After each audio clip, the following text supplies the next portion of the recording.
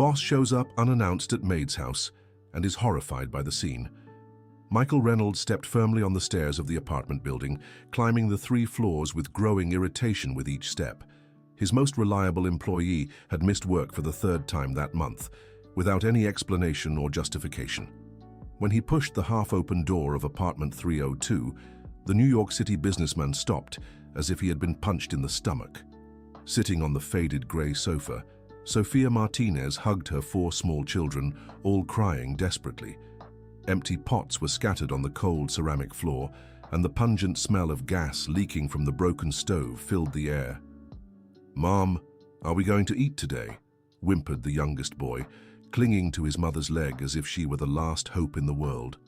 Sophia raised her eyes, swollen from crying, and met her boss's gaze. She tried to get up quickly, wiping her face with the back of her hand, but her strength failed her.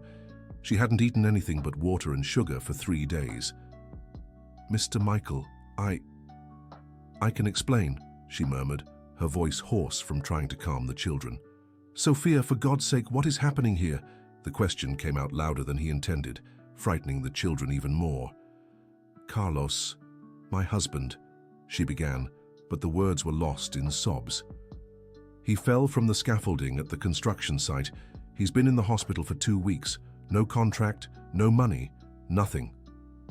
Michael felt the floor disappear beneath his feet. For 10 years, that woman had taken care of his mansion in Beverly Hills with absolute dedication, always punctual, always smiling, always willing. How had he never noticed that something was wrong? "Why didn't you tell me?" he asked, genuinely confused. "How was I supposed to tell you, boss?" "Mrs. Jennifer already makes it clear that she doesn't like personal problems at work. And she swallowed dryly, "I was afraid of losing my job. Dear listener, if you are enjoying the story, please take a moment to like and especially subscribe to the channel. It really helps us who are just starting out. Now continuing. The eldest daughter, a girl of about 8 years old with large, expressive eyes, approached Michael. Her dark hair was tied in 2 crooked ponytails, evidence of her mother's efforts to keep her neat even in adversity. "Are you my mommy's boss?" she asked with a seriousness that didn't match her age. "Yes, sweetheart. What's your name?" "Isabella. Can you give us food? Mommy said you are very good." The child's words hit Michael like a blast of cold wind.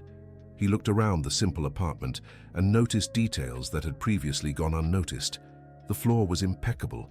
The few clothes hanging on the makeshift clothesline were carefully organized.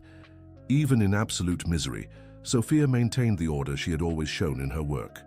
"I'll be right back," he said abruptly, leaving the apartment without waiting for an answer. An hour later, Michael returned loaded with bags from the nearest supermarket. Rice, beans, chicken, vegetables, milk, bread, everything a family needed for a whole week. But when he offered the groceries, Sophia recoiled. "I can't accept this, Mr. Michael. I'm not a beggar." "It's not a favor, Sophia, it's an advance on your salary." "But I already took 3 months in advance when Carlos was out of work last year," she whispered, ashamed. It was then that the penny finally dropped. While he spent thousands of dollars on unnecessary dinners, that family was literally starving. While his wife bought bags that cost more than a minimum wage, 4 children were going to bed with empty stomachs. "Mum, tell the boss about last night," said Daniel, a boy of about 6 with the cruel innocence of children. "Shut up, Danny," Sophia Martinez quickly scolded. "She passed out again while doing laundry over at Mrs. Carmen's. We had to throw water on her face," the boy continued, ignoring his mother's desperate look. Michael Reynolds felt his chest tighten. All these years, how many times had Sophia come to work after spending the whole night washing clothes for other employers?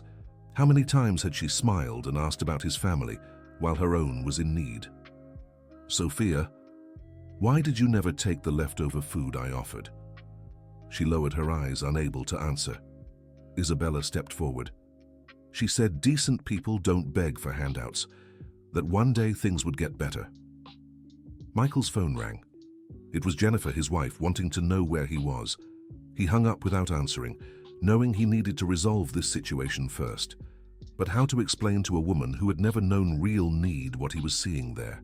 The next morning, Michael arrived at the apartment with a private doctor who had agreed to examine the children for free.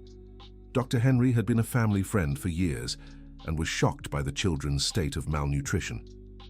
"They're clearly underweight for their age," he whispered to Michael while Sophia helped her children get dressed, but nothing irreversible with proper nutrition and follow-up. "And her husband?" "Public hospital. Open fracture in his right leg. Needs surgery to put in pins, but he's on a waiting list that could take months." Michael shook his head, feeling a growing anger at himself. How had he been so blind for so long? During lunch at home, he tried to explain the situation to Jennifer.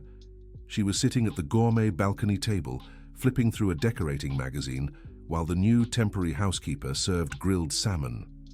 "Michael, that's none of our business.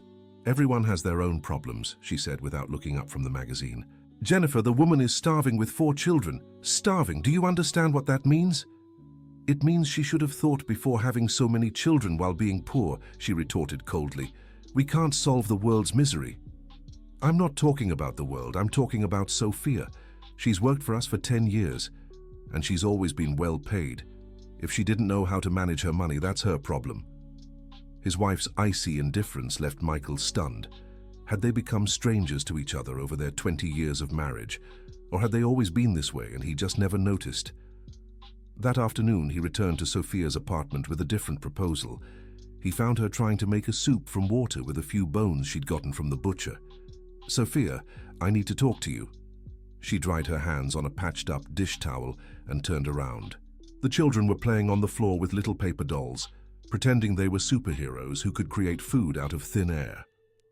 "I want to offer you an administrative position at the company, executive secretary in the Human Resources Department." "Mr. Michael, I appreciate it, but I'm not qualified for that." "Yes, you are.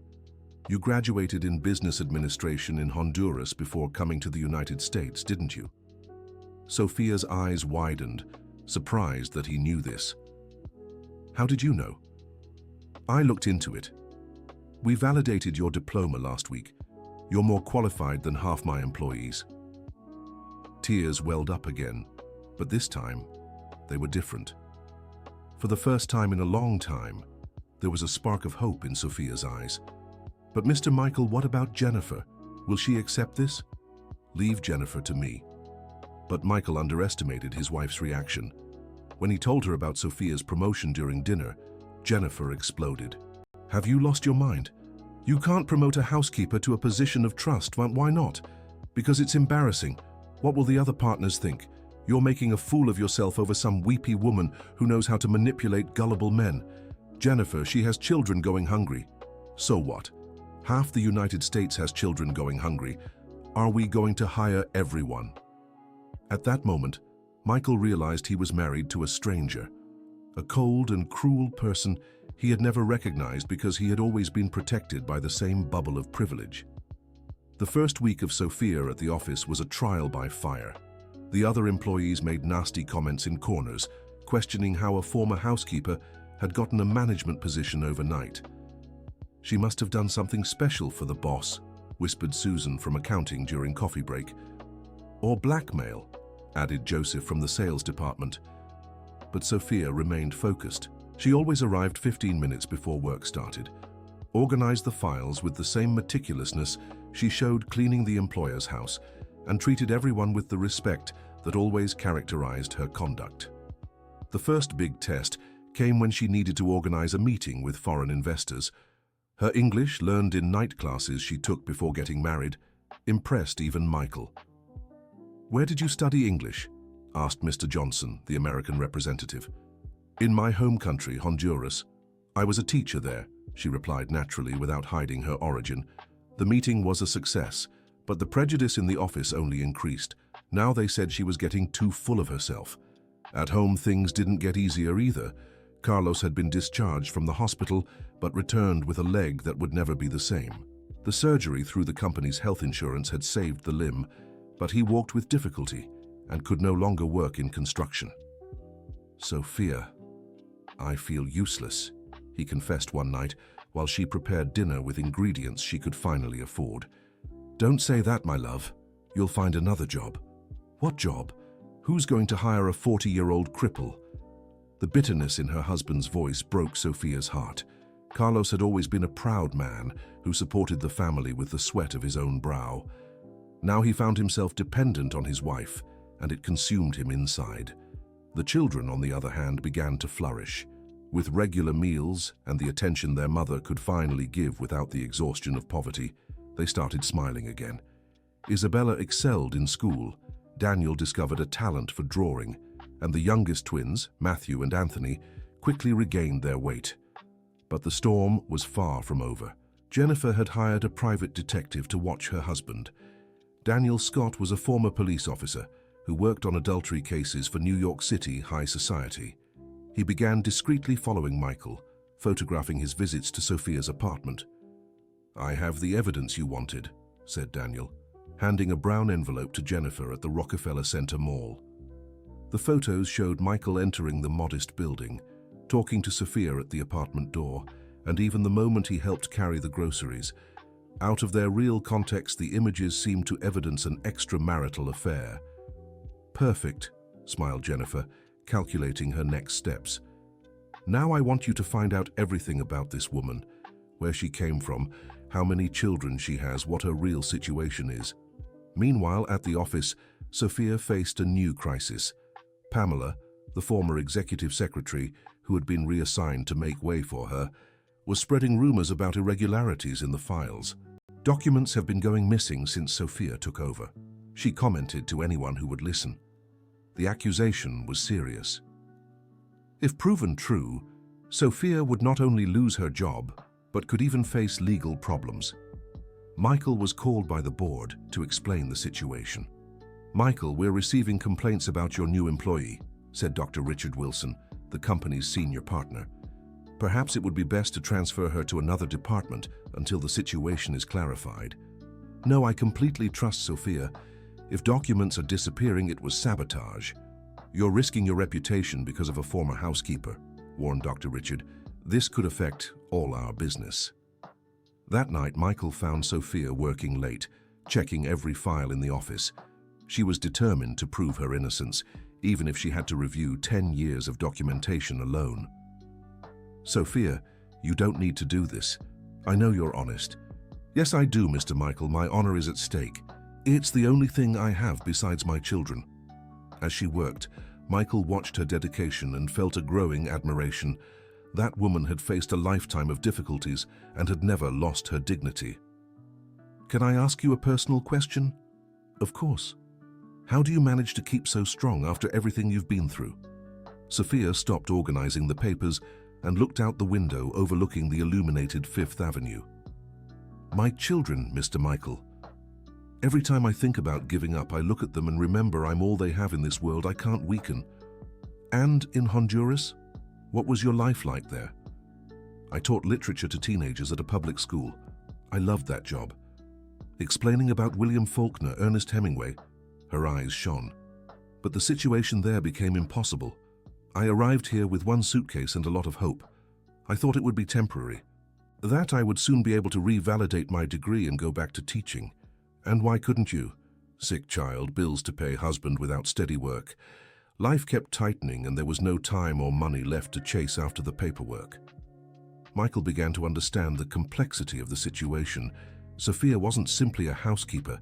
She was a qualified teacher whom circumstances had forced to clean houses to survive. "Sophia, what if I helped you with the degree revalidation?" "Mr. Michael, you don't need to. You've already done so much. It's not charity, it's justice." The next morning, Jennifer appeared in the office like a hurricane. She had found out about the file investigation and saw the perfect opportunity to get rid of Sophia. "Michael, you need to fire that woman today," she demanded, entering his room without warning. "Jennifer, this is neither the time nor the place for this." "It's exactly the time. She's messing with confidential documents. She could be selling information to competitors." "You're talking nonsense." "Nonsense?" Jennifer threw the detective's photos on the table. "And is this nonsense too?" Michael picked up the photographs and analyzed them one by one. He recognized every moment: when he brought food for the family, when he helped carry the groceries, when they talked at the apartment door. Jennifer, this isn't what it looks like. Oh no. You visiting the housekeeper's house alone several times, carrying grocery bags like a lovesick boy. Her children were going hungry. And since when is that our problem? Shouted Jennifer, completely losing her composure. The argument was interrupted by a knock on the door. Sophia entered carrying a folder of documents, but stopped upon seeing the photos scattered on the table. "Excuse me, I'll come back later," she said, trying to leave. "No, stay right there," ordered Jennifer. "I want you to explain these intimate visits from my husband to your house." Sophia's face flushed, but she kept her head held high. "Mrs. Jennifer, there was nothing intimate. Your husband was very generous helping my family in a difficult situation. That's all." "Of course you'd say that. You two got your stories straight." "Jennifer." Michael stood up, outraged by his wife's rudeness. "No, Mr. Michael, let her speak," said Sophia, with a serenity that surprised everyone. "Mrs. Jennifer, you can think whatever you want about me. I've been humiliated in every way imaginable in my life, but one thing I never was: dishonest. Not with my work, not with my family, not with my feelings." "Pretty speech," Jennifer mocked. "You're fired. Leave the company today." "She is not going to be fired," interrupted Michael, with a firmness in his voice his wife had never heard. "What do you mean she's not fired? I'm also an owner of this company. And I'm the president. Sophia stays." The tension in the air was palpable. Jennifer stormed out, slamming the door, and Sophia stood still in the middle of the room, unsure if she should leave or keep working. "Mr. Michael, perhaps it's better if I look for another job. I don't want to cause problems in your marriage." "The problem isn't you, Sophia. The problem is that it took me 30 years to see who I really married." That afternoon, Michael went to visit Carlos in the public hospital. He found a 40-year-old man with tired eyes and a deep sadness that went far beyond physical pain. "Thank you for helping my family, doctor," said Carlos, trying to sit up in the precarious bed. "You can call me Michael, and I'm the one who should be thanking you." "Thanking me for what?" "For having a wife like Sophia. She taught me things about dignity that I had forgotten." Carlos smiled for the first time in weeks. "She was always like that, too strong for her own good. When we got married, I promised she would never go without again, and look at me now. You weren't to blame for the accident, I know, but that doesn't change the fact that I can no longer support my family. What kind of man does that make me?" Michael thought about how to respond. He recognized in Carlos the same feeling of inadequacy he himself was facing as he questioned the man he had become. A man going through a hard time, that doesn't define who you are. "Easy to say when you have money, right, Doc?" The observation was fair and it stung.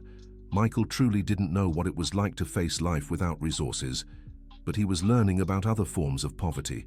The poverty of spirit, the poverty of compassion, the poverty of real purpose. Dear listener, if you're enjoying the story, please take a moment to like the video and especially to subscribe to the channel. It really helps us out as we're just getting started. Now continuing. 2 weeks later, the mystery of the missing documents was resolved unexpectedly. Sophia found the papers in Pamela's car, the former secretary, during a general cleanup operation in the company parking lot. "Pamela, can you explain why these files are in your car?" Michael asked in the emergency meeting he called. Pamela turned red and stammered inconsistent excuses. The truth came out gradually. She had hidden the documents to frame Sophia, hoping to get her position back. "I've worked here for 15 years, Pamela defended herself. "It's unfair for an intruder to come in and take my place." "Intruder?" Michael rose from his chair. "Sophia has worked for my family for 10 years. She has more right to be here than many people. But she was a maid. And what are you? A dishonest person who sabotages co-workers out of envy." Pamela was fired for just cause, but the damage to Sophia's reputation in the office was already done.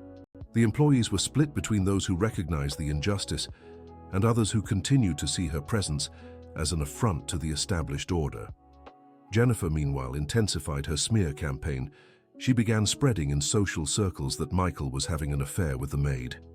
The gossip reached the ears of the company's partners, creating an unsustainable situation.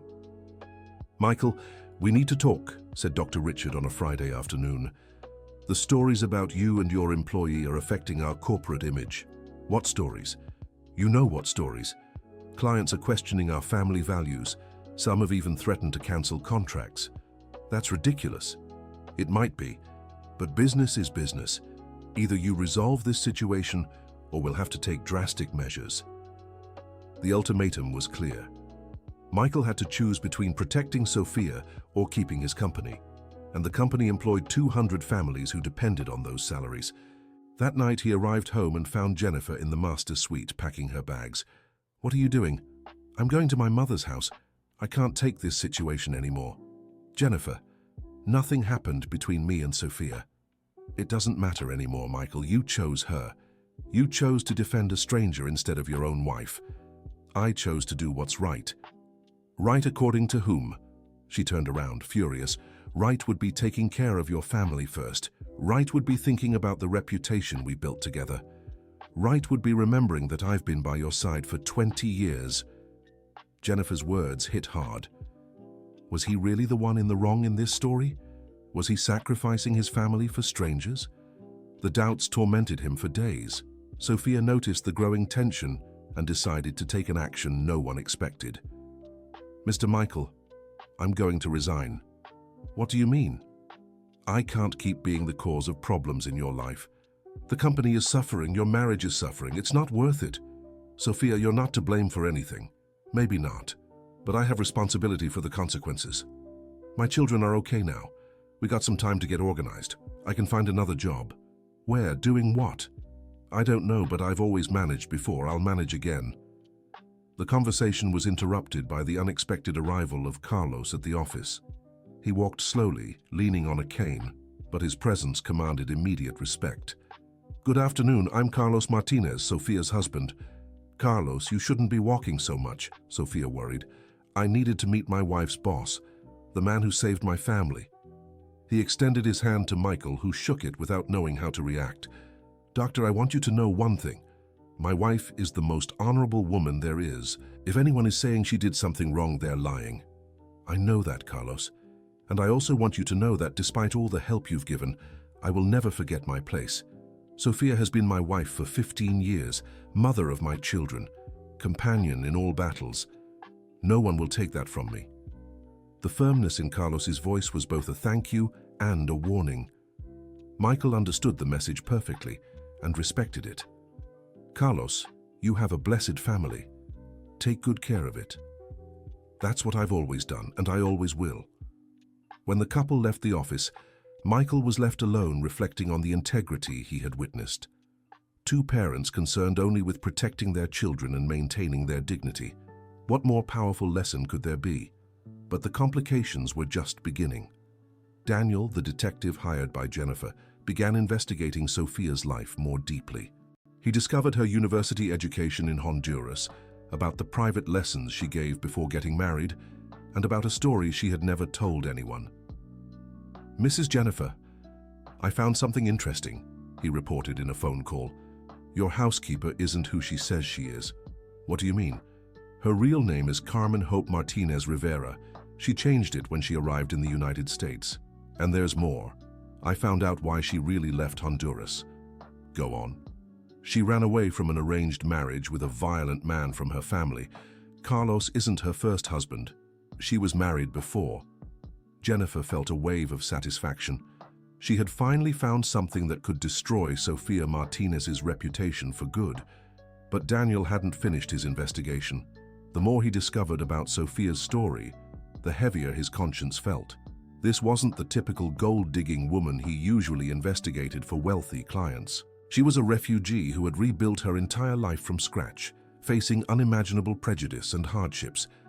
In Honduras, Carmen Hope had been promised in marriage at 17 to a man 30 years her senior, known for his violence against women. She fled in the dead of night, leaving behind family, friends, and the life she knew.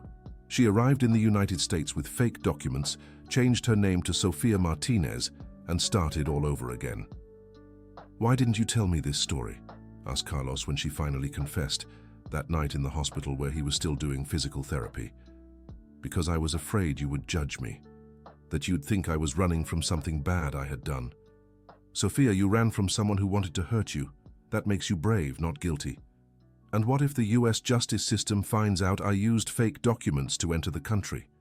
They won't find out, and if they do, we'll face it together, like we always have. Their love had been tested by so many adversities that one more wouldn't tear them apart. But Jennifer didn't know that when she decided to use the information cruelly. Dear listener, if you're enjoying the story, please take a moment to like the video and, most importantly, subscribe to the channel. It really helps us who are just starting out. Now, continuing. The next day, Jennifer called a meeting with all the company employees. She said she had important information about the integrity of the new hires. Sophia didn't know what it was about when she was called to attend. Ladies and gentlemen, Jennifer began with a wicked smile, we have discovered that we have an employee who hid crucial information about her past during the hiring process. Sophia felt her blood run cold. She looked at Michael, who seemed just as surprised as she was. The employee, Carmen Martinez, who we know as Sophia, is actually named Carmen Hope Martinez Rivera. She entered the United States with fake documents and hid a previous marriage. She might be running from problems with the law in her country. The silence in the room was deafening. All the employees looked at Sophia as if she were a dangerous criminal. She felt her legs go weak and leaned on the table to keep from falling. That's not true, she managed to say, her voice trembling. It's not true. Jennifer showed a folder of documents that Daniel had obtained. We have proof of everything. A Venezuelan birth certificate, an annulled marriage record, a report of irregular immigration. Sophia looked at Michael, silently begging him to believe her, but he was too stunned to react. I can explain. Explain what? That you're running from the law, that you've deceived all of us for years. Jennifer was clearly savoring every moment of the public humiliation. I ran from a man who wanted to harm me, said Sophia, finding strength in the truth. I came here with nothing, but I rebuilt my life honestly. I worked hard, raised my children, never asked anyone for anything. Until now, Jennifer cut in. Now you're emotionally blackmailing my husband. Enough, shouted Michael, slamming his fist on the table. Jennifer, get out of my company now. Your company. Half of it is mine too. Then sell your share. But get out of here today. The public confrontation was the spark for a war that would stretch on for months. Jennifer hired the best lawyers in New York City for a divorce proceeding that threatened to financially destroy both Michael and the company. Sophia, in turn, sought legal help to regularize her immigration status. She discovered that after so many years in the country, with American-born children and a history of steady work, she could apply for permanent residency without major issues. But the process would be lengthy and expensive. Mom, are you going to have to go back to Honduras? Asked Isabella one night, after overhearing a serious conversation between her parents. No, my dear. Our home is here now. We'll sort everything out. What if we can't sort it out? Sophia hugged her daughter tighter. Then we'll face whatever comes. Together, like we always have. But the problems kept multiplying. The apartment owner, pressured by his wife who needed urgent surgery, showed up with an eviction notice because of just 1 month's late rent. Mrs. Sophia, you're a good tenant, but I need the money. My Joanna needs heart surgery urgently. Mr. Anthony, can you give me 1 more week? I get paid on Thursday and I'll settle everything. I can't, ma'am. I've already extended it too much. If you don't pay by tomorrow, I'll have to ask the enforcement officer to come here. It was a Friday. The banks were closed and Sophia wouldn't be able to access her account before Monday. The children started packing their few belongings, thinking it was a game, not understanding they might have to sleep on the street. Mommy, where are we going to live now? Asked Matthew, one of the twins. I don't know yet, sweetheart, but we'll figure something out. Isabella, always wiser than her years, understood the seriousness of the situation. That night, when everyone was asleep, she took the piggy bank where she kept her coins and sneaked out. She walked 6 blocks to her mother's employer's house in Beverly Hills. The temporary maid who answered the door was shocked to see a child alone at that hour. I need to speak with Dr. Michael, said Isabella with the determination of an adult. Little girl, it's almost 9 at night. Are you alone? Please, it's urgent. Michael came down to the gate after being notified and could hardly believe his eyes. Isabella was standing on the sidewalk, holding a pink plastic piggy bank. "Isabella, what are you doing here? Does your mother know where you are?" "No, doctor, I came in secret." She held out the piggy bank. "There's $43.50 here. It's all I have. I wanted to know if you'd accept it as a down payment to help us not lose our home." The girl's desperate innocence broke something inside Michael. He knelt down in front of her, on the sidewalk of the million-dollar mansion, and for the first time in years, felt genuine tears. "Isabella, you don't need to give me your money." "But I do. Mommy said everything in life has a price, and I want to pay so we don't lose our home." "What if I said I'm going to help you without charging anything?" "Then I'd know you were a liar," she replied with the brutal honesty of children. "Because there's no such thing as a free lunch. My mother always says that." Michael smiled even through the tears. "Your mother is very wise. So will you accept my money?" "I accept, but as a partial payment. You can pay the rest by working." "Working how?" "By teaching me to be a better person." Isabella looked at him seriously, evaluating the proposal like an experienced executive. "Okay, but it has to be every Saturday, and you have to promise you won't give up when it gets hard." "I promise." They sealed the deal with a solemn handshake. Michael accompanied the girl back home, where he found Sophia desperately searching for her daughter. "Isabella, where were you?" She hugged the child tightly.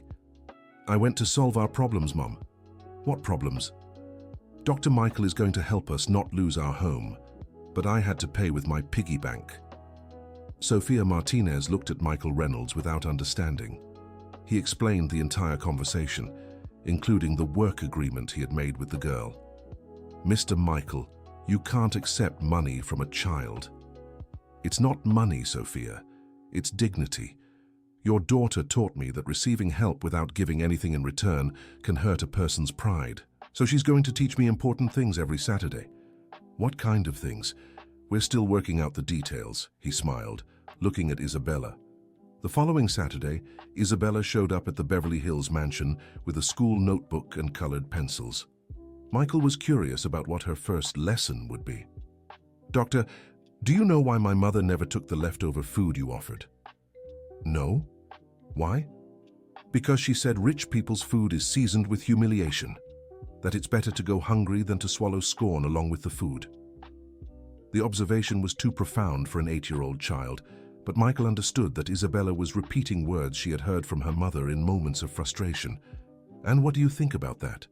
"I think my mother is right, but I also think there are rich people who don't mix humiliation into the food." "How do you know the difference?" "By the eyes. You look at us like we're people. Mrs. Jennifer looks at us like we're furniture that makes too much noise." The simplicity of the explanation was devastating. Michael realized an 8-year-old child had identified in seconds what it had taken him decades to recognize. "Isabella, can I ask you a question?" "Sure." "What do you want to be when you grow up?" "I want to be just like my mother, but without having to go hungry." "What do you mean, just like your mother?" "Strong, courageous, who never lied or did anything wrong even when she was desperate." "Your mother is a certified teacher. Did you know that?" "I know. She teaches me every night. Math, English, history. She says studying is the only real way to change your life." "And do you like to study?" "I do. But it's hard when your stomach growls during the lesson." Isabella's honesty continued to surprise Michael. She wasn't trying to evoke pity or get anything. She just answered the questions with the bare truth of someone who had grown up too fast. "Would you like to see the library here in the house?" Isabella's eyes shone as if she had seen a treasure. The mansion had a library with over 1,000 books, most never opened. She ran her fingers over the spines as if touching sacred objects. "Can I read one?" "You can take as many as you want home." "Really? My mother won't believe it." Isabella chose 3 books, one of children's stories, another of American poetry, and a third about the history of the United States. Michael noticed she had chosen exactly the types of books a teacher would recommend for a child her age. Did your mother help you choose? No, but she always says a book is like medicine. Each person needs what's good for them at the right time. On the way back home, Isabella asked questions about the books she had chosen. She wanted to know about the authors, about the time they were written, about what each story taught. The girl's thirst for knowledge was impressive. "Doctor, can I ask a personal question?" "Of course. Why are you helping us?" "My mother isn't pretty like Mrs. Jennifer, and we have nothing to offer." The question caught Michael off guard. How to explain to a child that he was discovering parts of himself he didn't know existed? "You know, Isabella, sometimes we need help to remember who we really are. Your family is helping me as much as I'm helping you." "How so?" "Reminding me that there are things more important than money." "What kind of things?" "Honesty, courage, true love, things that you have and I had lost without realizing." Isabella reflected on the answer for a few minutes as they walked. "Doctor, do you think rich people are happier than poor people?" "What do you think?" "I don't think so, because you have everything, but you get angry over the smallest things. We have almost nothing, but when we get a plate of food, everyone is happy for hours." Isabella's early wisdom continued to surprise Michael. He began to understand that those Saturday lessons would be far more valuable for him than for the girl. When they arrived at the building, they found Jennifer standing at the door, waiting with a sinister expression. "What a touching scene," she said sarcastically. "The betrayed husband and the mistress's daughter walking together." "Jennifer, stop this," warned Michael. "Stop what?" "The truth." She turned to Isabella. "Did your mother tell you she was married before your father? That she's a professional liar?" Isabella looked at Jennifer without any fear or intimidation. "My mother told me she had to run away from a bad man who wanted to hurt her, and she taught me that people who make others feel ashamed in front of everyone are sad and empty inside." The child's response left Jennifer speechless. Michael felt pride and admiration for the upbringing Sophia had given her daughter. "Come on, Isabella, let's go up," he said, completely ignoring his wife. Inside the apartment, they found a comforting scene. Sophia was helping the other children with their homework at the living room table, while Carlos tried to fix one of the broken toys. The family harmony contrasted deeply with the war Michael lived at home. "Mommy, the doctor gave me books," announced Isabella, proudly showing her selection. "What beautiful books, sweetheart. But did you thank him properly?" "Yes, I did. And more. I made a work agreement with him." Sophia looked questioningly at Michael, who explained the whole arrangement. She was moved by her daughter's maturity, but worried about the implications. "Mr. Michael, you can't give so much work to a child." "It's not work, Sophia. It's an exchange. I need to learn things that only you can teach me." "What kind of things?" "How to be happy with what you have. How to keep your dignity even when everything is hard. How to truly love your family." Carlos, who had remained silent until then, stood up leaning on his cane. "Dr. Michael, can I speak with you outside?" The two men went out to the small apartment balcony. The view showed other housing project buildings and the typical activity of a working-class neighborhood in the late afternoon. "Doctor, what do you really want from my family?" Carlos's direct question held no hostility, only a genuine need to understand. "Carlos, I'll be honest with you. For 45 years, I lived in a bubble of privilege. I thought I knew life, but I knew nothing about real people. Your family woke me up to a reality I was ignoring. And what does that mean for us?" "It means I want to make sure you have the opportunities you deserve, that Sophia can use her education, that your children study in good schools, that you recover completely." "In exchange for what?" "In exchange for nothing. It's not a business deal, Carlos. It's a matter of justice."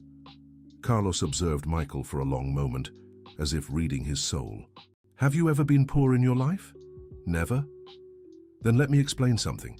Charity hurts more than hunger, because hunger passes, but the humiliation of being treated like a poor soul stays forever."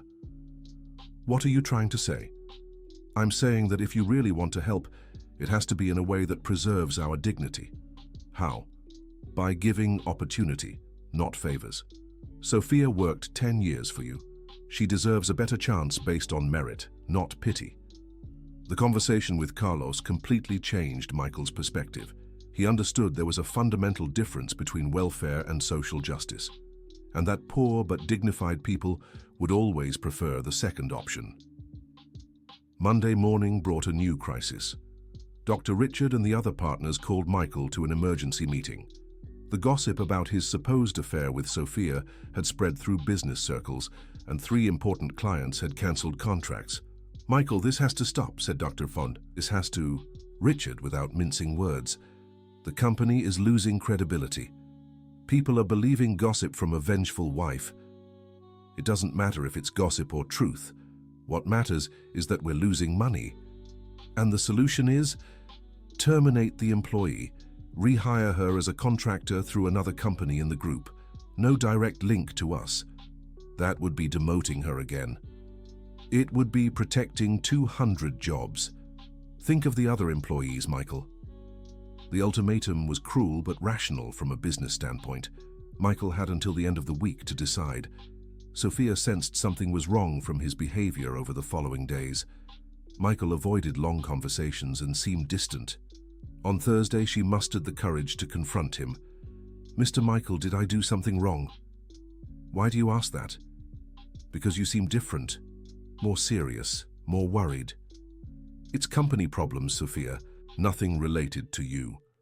I know I'm not educated about business, but I can tell when someone is suffering, and you are suffering." Her perception was painfully accurate.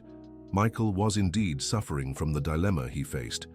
How to choose between doing what was right and protecting the stability of so many other families. "Sophia, if you had to choose between your job here and the security of 100 other families, what would you do?" "I would choose the security of the other families without thinking twice." "Why?"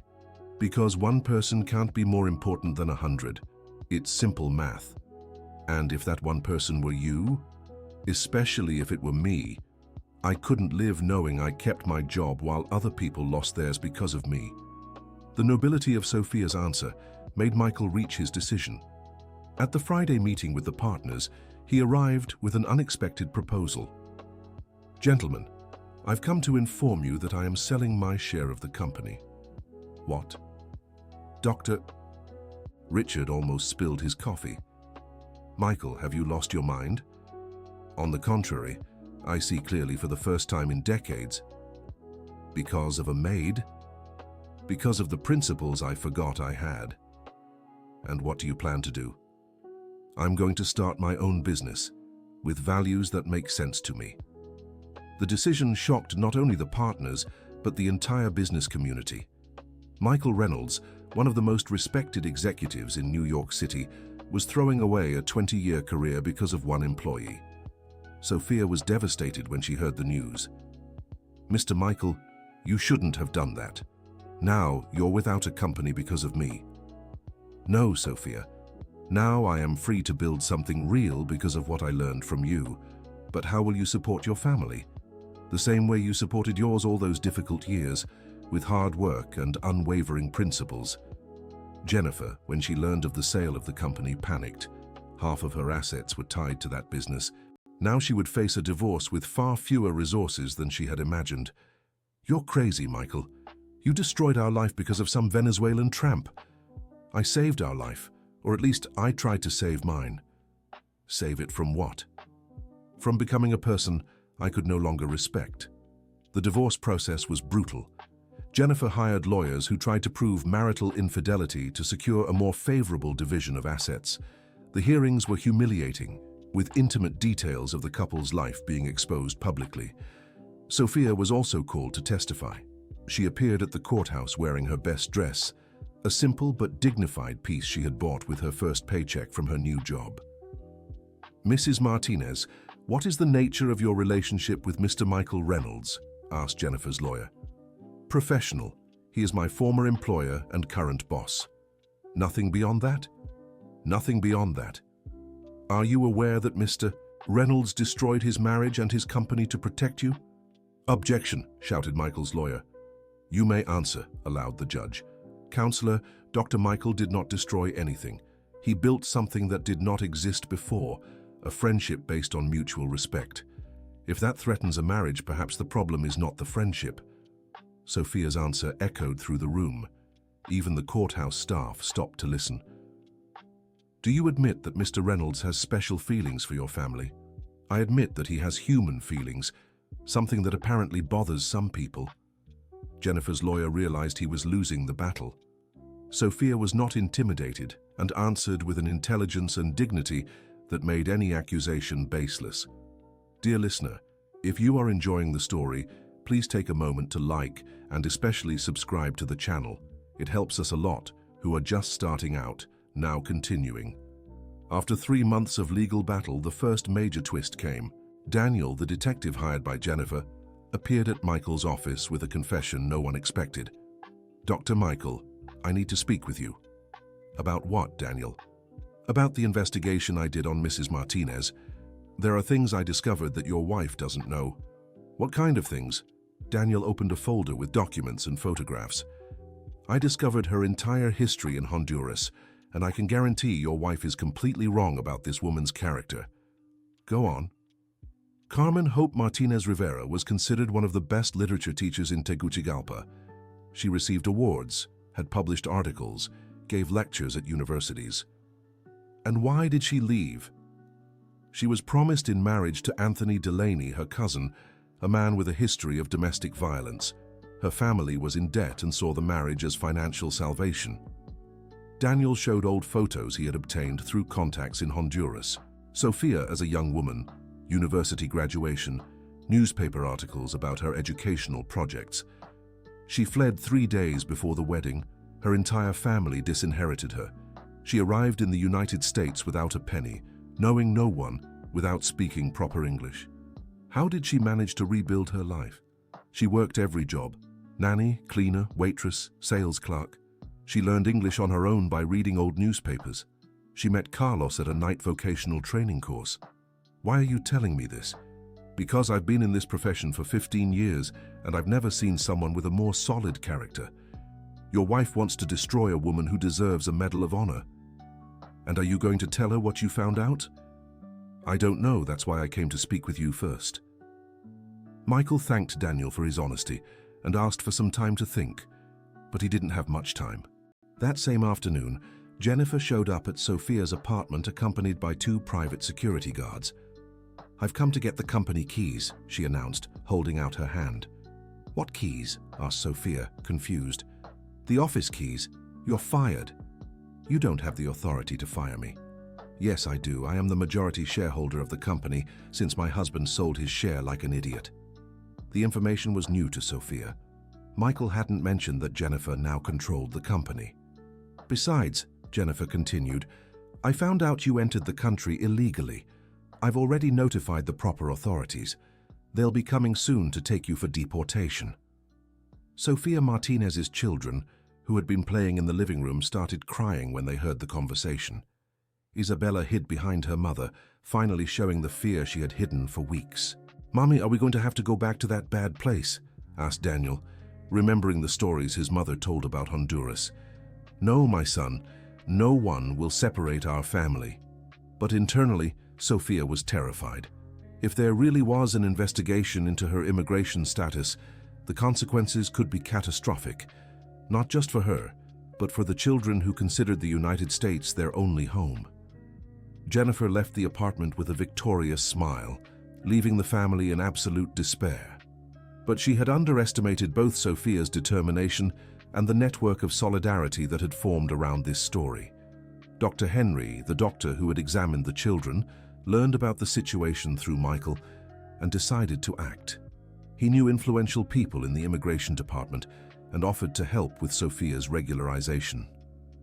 Dr. Carmen, he said, intentionally using her professional title, I have contacts who can speed up your permanent residency process, but you need to gather some documents.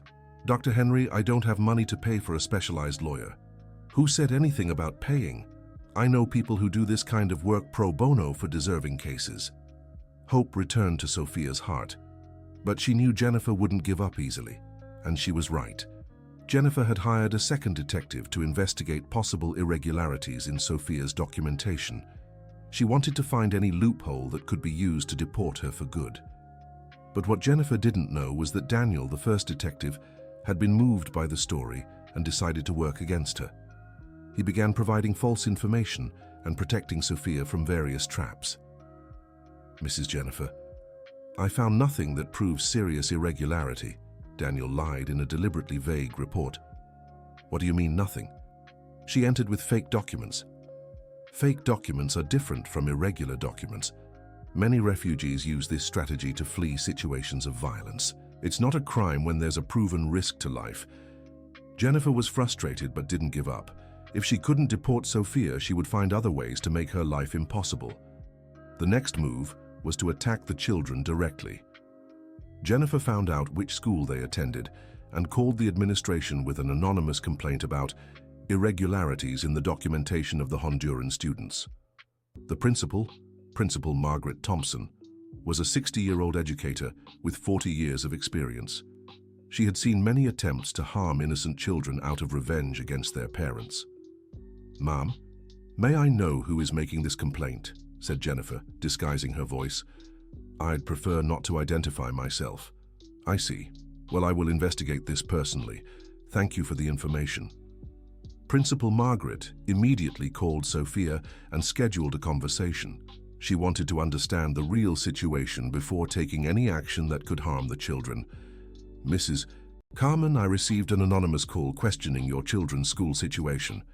Sophia felt her world collapsing again. "Principal, I can explain." "You don't need to explain anything. I've known your children for 2 years. They are polite, smart, and hardworking. Especially Isabella, who has impressive potential." "Thank you, Principal. But if there are problems with the documentation, the only problems I see are malicious people trying to harm an honest family. Don't worry, I'll handle this personally." Principal Margaret had dealt with similar situations before.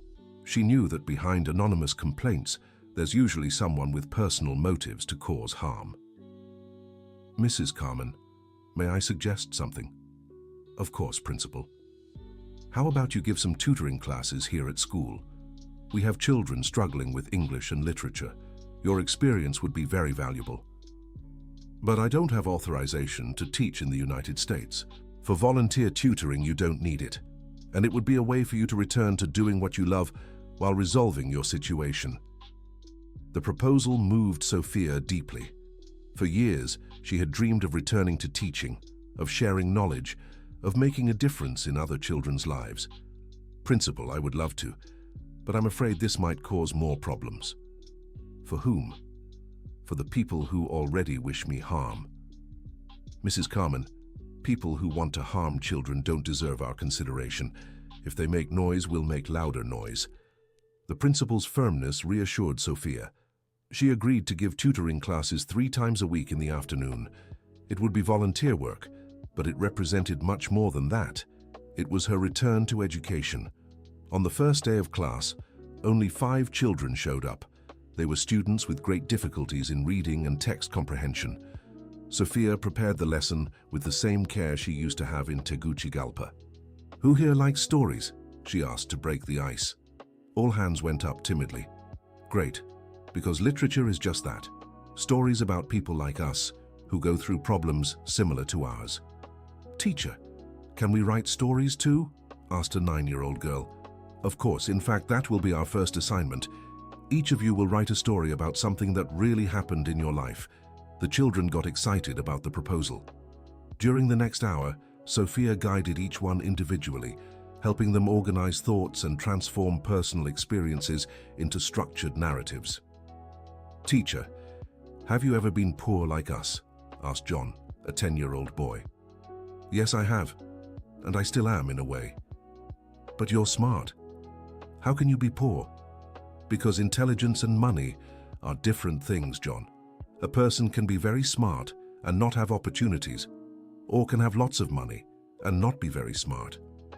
So being poor doesn't mean being dumb, never. Some of the wisest people I've known in life were poor in money, but rich in wisdom." Sophia's classes quickly gained a reputation at the school. In 2 weeks, 15 children were attending tutoring. In a month, there was a waiting list. Principal Margaret watched Sophia's work with growing admiration.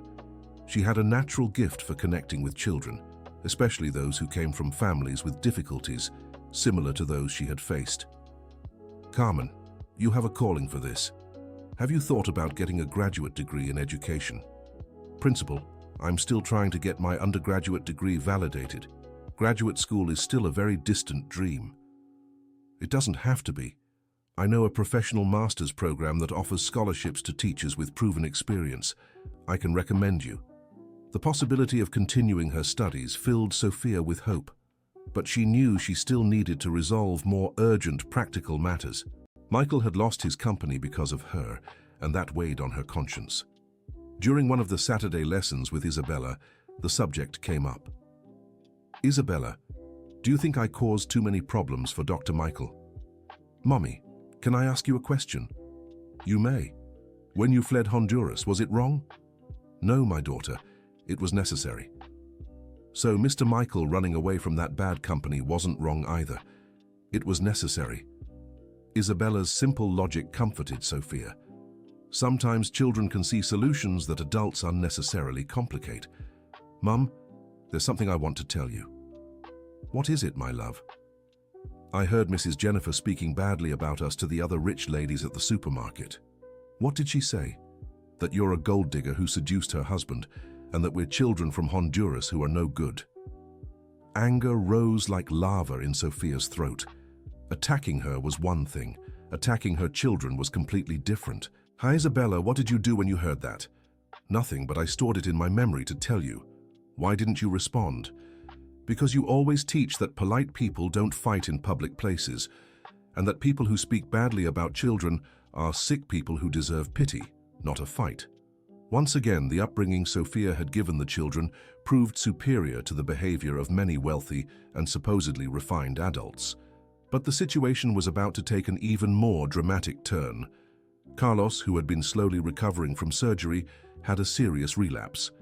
The leg that had been operated on showed signs of infection, requiring another hospitalization. "Doctor, will you have to operate again?" asked Sophia. "Unfortunately, yes. The infection could spread if we don't act quickly." "And does the company health plan cover it?" "It does. But there's a complication. The company where your wife works cancelled the health plan for all laid-off employees." "What do you mean laid off?" "She wasn't laid off. According to the records I have here, Carmen Martinez was fired for just cause last week." Sophia felt as if she had been punched. Jennifer had used her position in the company to fire her administratively, cutting off all the family's benefits. "Doctor, are you sure about this?" "I have the documents here. Dismissal for breach of trust and inappropriate conduct." Sophia left the hospital in a state of shock. In addition to losing her job, Carlos would be left without medical coverage exactly when he needed it most. It was as if all the achievements of the past few months had been erased at once. At home, she gathered the children in the living room and tried to explain the situation without scaring them too much. "Kids, Mommy needs to look for a new job, so we might have to make some changes." "What kind of changes?" asked Daniel. "Maybe move houses, maybe change schools." "I don't want to change schools," cried Anthony. "I like Principal Margaret." "I know, my love. But sometimes life forces us to do things we don't want to." Isabella, who had remained silent, stood up and hugged her mother. "Mom, you're not alone. We have each other, and we have Mr. Michael too." "I don't know if we can count on Mr. Michael forever, is he?" "Yes, you can," said a voice at the door. Michael had arrived at the exact moment of the conversation. He was without a suit, just in jeans and a t-shirt, looking more human and accessible than ever. "Mr. Michael," Sophia stood up quickly. "I didn't know you were coming today." "I heard about the dismissal. I came to say this isn't going to stand." "But Mrs. Jennifer is right. She owns the company now. For now, I'm starting a new company, and I want you to be my partner." "Partner?" "Mr. Michael, I don't have money to invest." "You have something more valuable than money. You have competence, honesty, and life experience. I want to set up a human resources consulting firm specialized in social inclusion. Who better than you to lead that?" The proposal was bold, But it made sense. Sophia knew better than most the difficulties faced by people in socially vulnerable situations. Her experience could help other companies develop effective inclusion programs. Mr. Michael, that is very generous, but it's not generosity, Sophia. It's business. I believe there's a big market for this kind of consulting, and you have the practical knowledge that no traditional consultant has. What if it fails? Then we learn from our mistakes and try again, like you've done your whole life. The conversation was interrupted by an urgent call from the hospital. Carlos had had complications during preparation for the second surgery. They needed to hurry. At the hospital, they found Carlos conscious, but clearly shaken. "Sophia, I don't think I can fight anymore," he said, his voice weak. "Don't talk like that. You've been through worse." When was it worse than now? When you met me, I was broke, I had lost everything, and you helped me rebuild a life. Now it's my turn to help you. How? You lost your job too. But I got a better opportunity. Dr. Michael proposed a partnership. Carlos looked at Michael with a mix of gratitude and suspicion. "Doctor, why are you doing all this for us?" "Because you showed me what kind of person I want to be, and because I genuinely believe your wife can transform lives through her work. Partnership means she'll be your boss too. It means she'll be the master of her own destiny, that she can make decisions, hire employees, set directions, something she's deserved for a long time." Carlos reflected on Michael's words. The idea of seeing Sophia as a business owner, using all her intelligence and experience, moved him. It would be the fulfillment of a dream she had abandoned long ago. "All right, doctor, but on one condition." "What?" "If my wife is going to be your partner, I want to work for her when I recover. I don't want to be supported by my woman forever."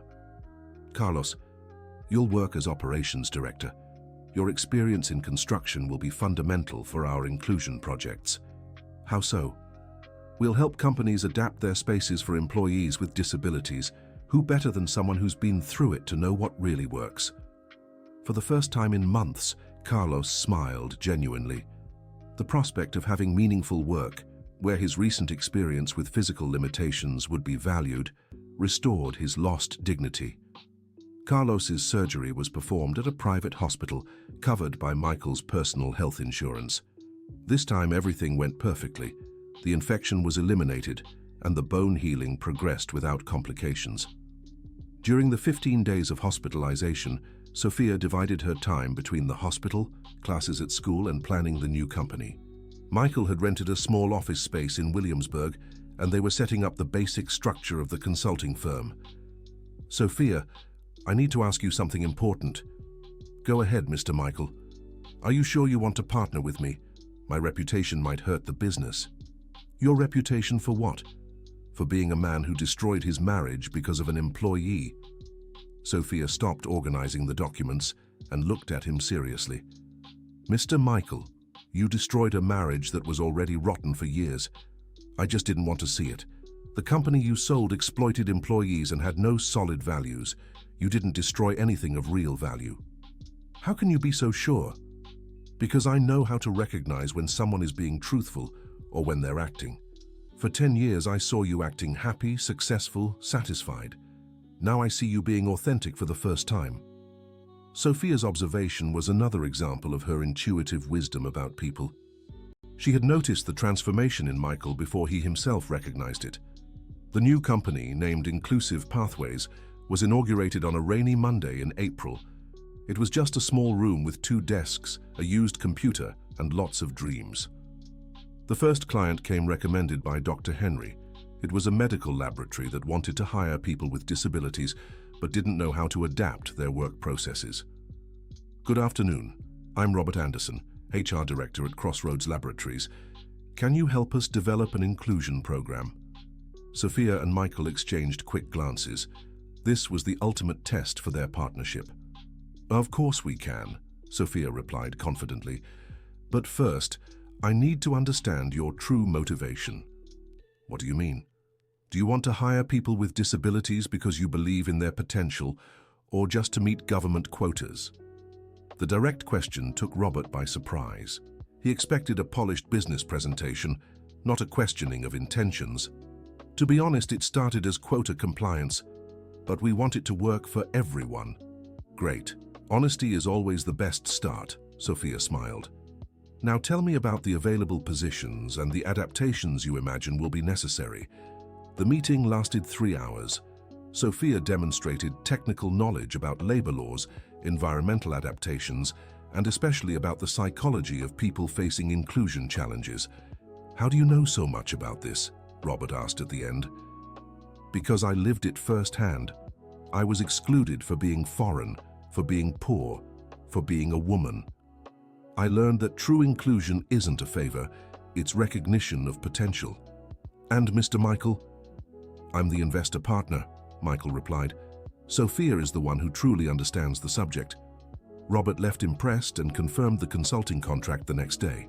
It was the new company's first success, but also the first major test for the partnership.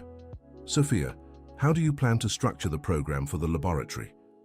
First, I'll speak individually with each current employee, understand the existing prejudices and fears, then I'll map the most suitable positions for each type of disability. And finally, I'll create an ongoing monitoring program. How long will this take? 2 months for the complete diagnosis, another month for implementation. But the monitoring will be permanent. What if we don't get other clients during this period? We will. When you do real work, reputation spreads on its own. Sophia was right. In 6 weeks, 3 other companies sought the consultancy. Word of mouth about the quality of their work had reached progressive business circles in New York City. But professional success didn't solve personal problems. Jennifer had intensified her attacks, now through legal proceedings. She filed lawsuits for defamation, claiming Michael was spreading lies about her character to justify the divorce. Mr. Michael, you're receiving a legal notice, warned the outsourced secretary they had hired. Another one? Michael sighed, already accumulating 7 different lawsuits. This one is different. It's about child custody. What children? I don't have children. They're not yours. They're Mrs. Sophia's. Michael's blood ran cold. He quickly read the document and understood Jennifer's new cruel move. She had contacted Child Protection Services, alleging that Sophia exposed her children to a promiscuous environment and inappropriate influences. Sophia, you need to see this, he said, handing her the notice.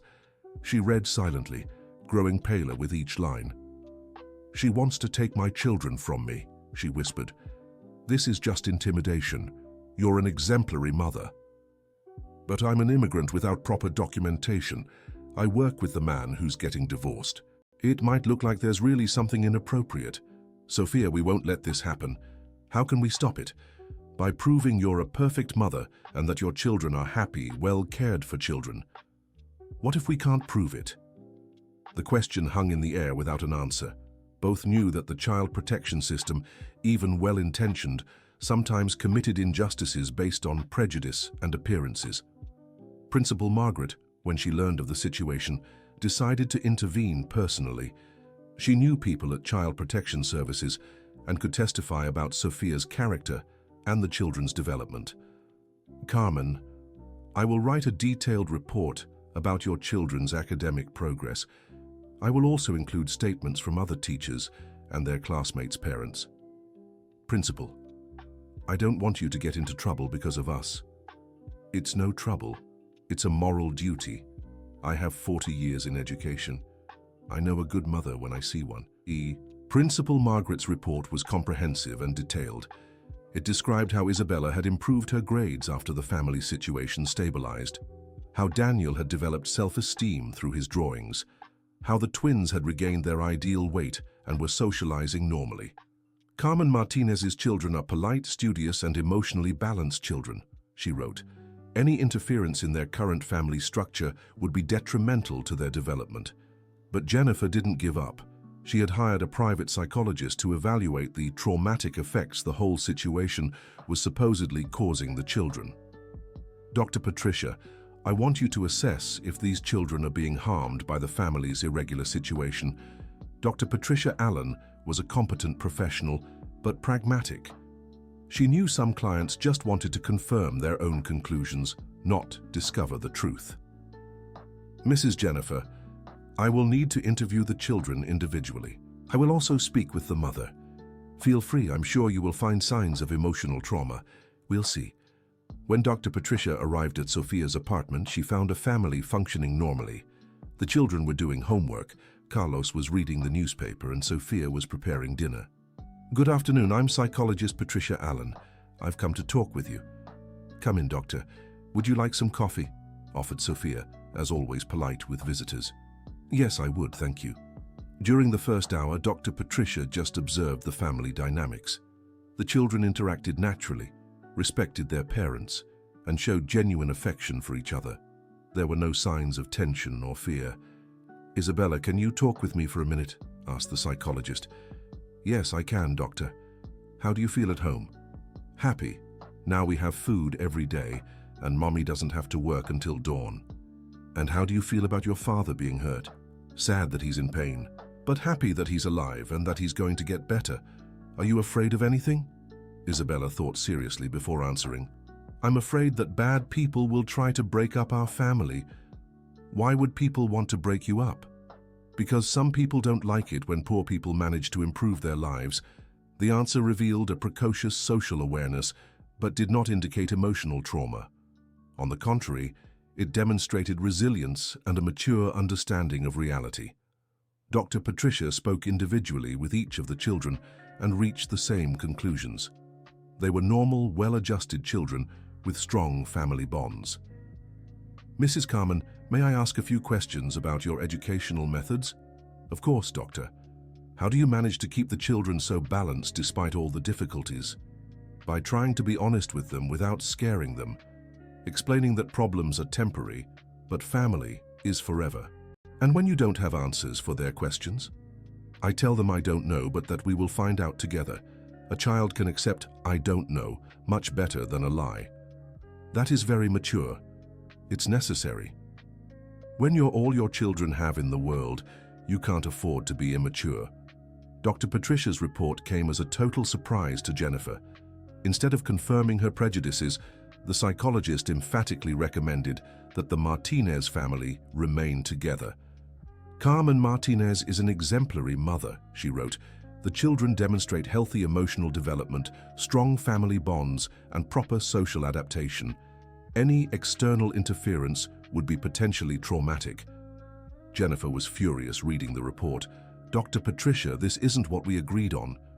Mrs. Jennifer, we agreed I would evaluate the children professionally. That's exactly what I did. But you should have found signs of trauma, of neglect. If I had found any, I would have reported them. But these children are well cared for and happy. You were bought by them. Mrs. Jennifer, the psychologist stood up, offended. I've been a serious professional for 20 years. I won't have you question my ethics. Then you're fired. Fine.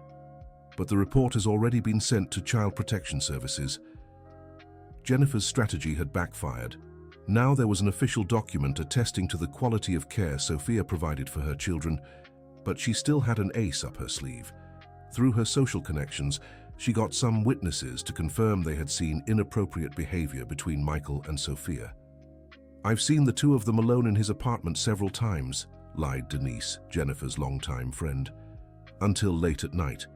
And I saw them kissing in the company parking lot, invented Carlos, Denise's husband. The false statements were attached to the divorce proceedings as evidence of adultery.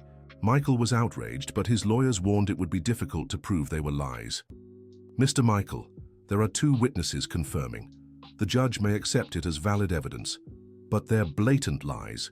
We know. But they'll swear on the Bible they're telling the truth. And now? Now we wait for the other side to slip up. Liars always end up contradicting themselves. The opportunity came sooner than expected.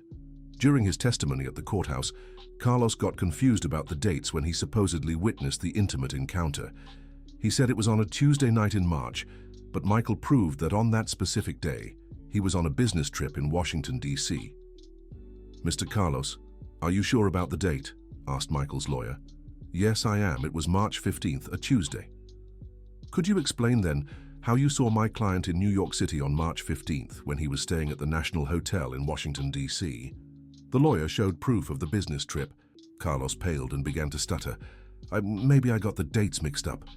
Mixed up the dates or mixed up the truth? Objection, shouted Jennifer's lawyer. Overruled, said the judge, but the damage was done.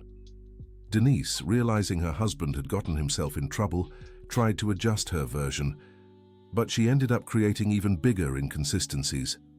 She said she saw the couple at 8 in the evening, but Carlos had said 10. She described different clothes than he had mentioned. Witness testimony denied due to manifest inconsistency, decided the judge. The witnesses present contradictory accounts that indicate possible perjury. It was Michael's first significant victory in the case, but Jennifer still had resources and didn't intend to give up. The most unexpected twist happened on a sunny Thursday. Daniel, the detective who had initially investigated Sophia, showed up at the Inclusive Pathways office with a bombshell revelation. Mrs. Sophia, I need to tell you something. What is it, Daniel? I found out who was really spreading lies about you at the old company. Who? Pamela, the former secretary. She was being paid by Mrs. Jennifer to sabotage your work and spread rumors. Do you have proof of this? Daniel showed audio recordings he had made secretly during his meetings with Jennifer. In them, the sabotage scheme planned against Sophia was clear. I want you to make up anything that compromises this woman, said Jennifer's voice in one of the recordings. I'll pay $5,000 for solid evidence of dishonesty. Why are you showing me this? Asked Sophia. Because I discovered what kind of person you are and what kind of person Mrs. Jennifer is. I can no longer participate in this wickedness. But she pays you well, doesn't she? She does. But there are things money can't buy, like looking in the mirror without feeling disgusted with yourself. The recordings were sufficient evidence to sue Jennifer for defamation and sabotage. More importantly, they definitively proved Sophia's innocence regarding the missing documents. Daniel, can I use these recordings? They were made exactly for that. But there's one more thing you need to know. What? Mrs. Jennifer hired another investigator to keep meddling in your life. A guy named Derek who doesn't have the same scruples as me. What is he looking for? Anything that can be used to harm you. He's investigating your ex-husband in Honduras, trying to prove you fled because you committed some crime.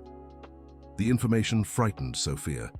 Although she knew she hadn't done anything wrong, she also knew that evidence can be manipulated by malicious people. Daniel, do you know this Derek? I know him by reputation. He's competent, but unscrupulous. If Mrs. Jennifer is paying well, he'll make up anything. What do you advise me? That you get ahead of it. Tell your true story to an immigration lawyer before Derek invents a false version. Sophia followed Daniel's advice and sought out Dr. Frank Noble, a lawyer Dr. Henry had recommended. She told her whole story from fleeing Honduras to her current situation in the United States. Mrs. Carmen, your situation is more common than you think. We have hundreds of similar cases. And what is the normal procedure? We request recognition of humanitarian refuge. With your college education, work history, and American children, it's almost certain you'll be approved. How long does it take? With the documentation you already have, about 6 months. And if someone from Honduras comes looking for me? Nothing. You are protected by American refugee protection laws. No one can force you to return. For the first time in years, Sophia felt she was truly safe. Not just financially, but legally. Her children weren't at risk of separation, she wouldn't be deported, and she had a promising career ahead. But Derek, Jennifer's new detective, was working day and night to change that situation. He traveled personally to Tegucigalpa and began investigating Carmen Hope's past. He discovered she had reported Anthony Delaney, her violent ex-fiancé, to Honduran authorities for physical assault. The report had resulted in his temporary imprisonment. Perfect, Derek smiled on the phone to Jennifer. I found a way to incriminate her. How? She made a false report against her ex-fiancé. He was unjustly imprisoned and later released due to lack of evidence. Is that a crime? In Honduras, it is. and it can be used to challenge her refuge application here in the United States. Are you sure the report was false? It doesn't matter if it was false or true. What matters is that it was dismissed due to lack of evidence. That's enough to cause problems. Derek was lying to Jennifer. Carmen's report had been dismissed not due to lack of evidence, but because she had fled the country before the trial. Anthony Delaney indeed had a history of violence, and there were other women who had made similar complaints. But Jennifer didn't know this and authorized Derek to use the information however he wanted.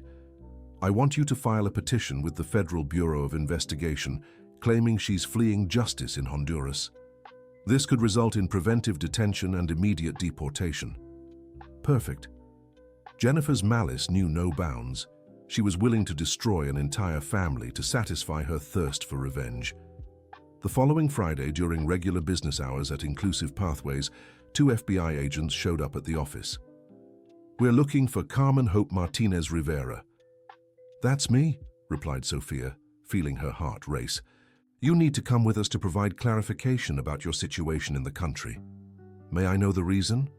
"We received information that there's an arrest warrant against you in Honduras for false accusations." Michael, who was in the next room, overheard the conversation and immediately intervened. "Agents, I'm Mrs. Carmen's attorney. She cannot be questioned without legal assistance. You may accompany her, but she needs to come with us now." During the next 4 hours at the FBI headquarters, Sophia recounted her entire story to a special agent specializing in international crimes. Officer Rebecca Simpson had handled hundreds of refugee cases and knew how to distinguish genuine criminals from persecuted victims. "Mrs. Carmen, do you have any proof that you were threatened in Honduras? I have medical reports of the injuries I suffered, and there are other women who reported the same man." "The man who threatened you really has a history of violence." "Yes, he does. He was even convicted after I left the country for assaulting another arranged fiancé." "Do you have contact with these other victims?"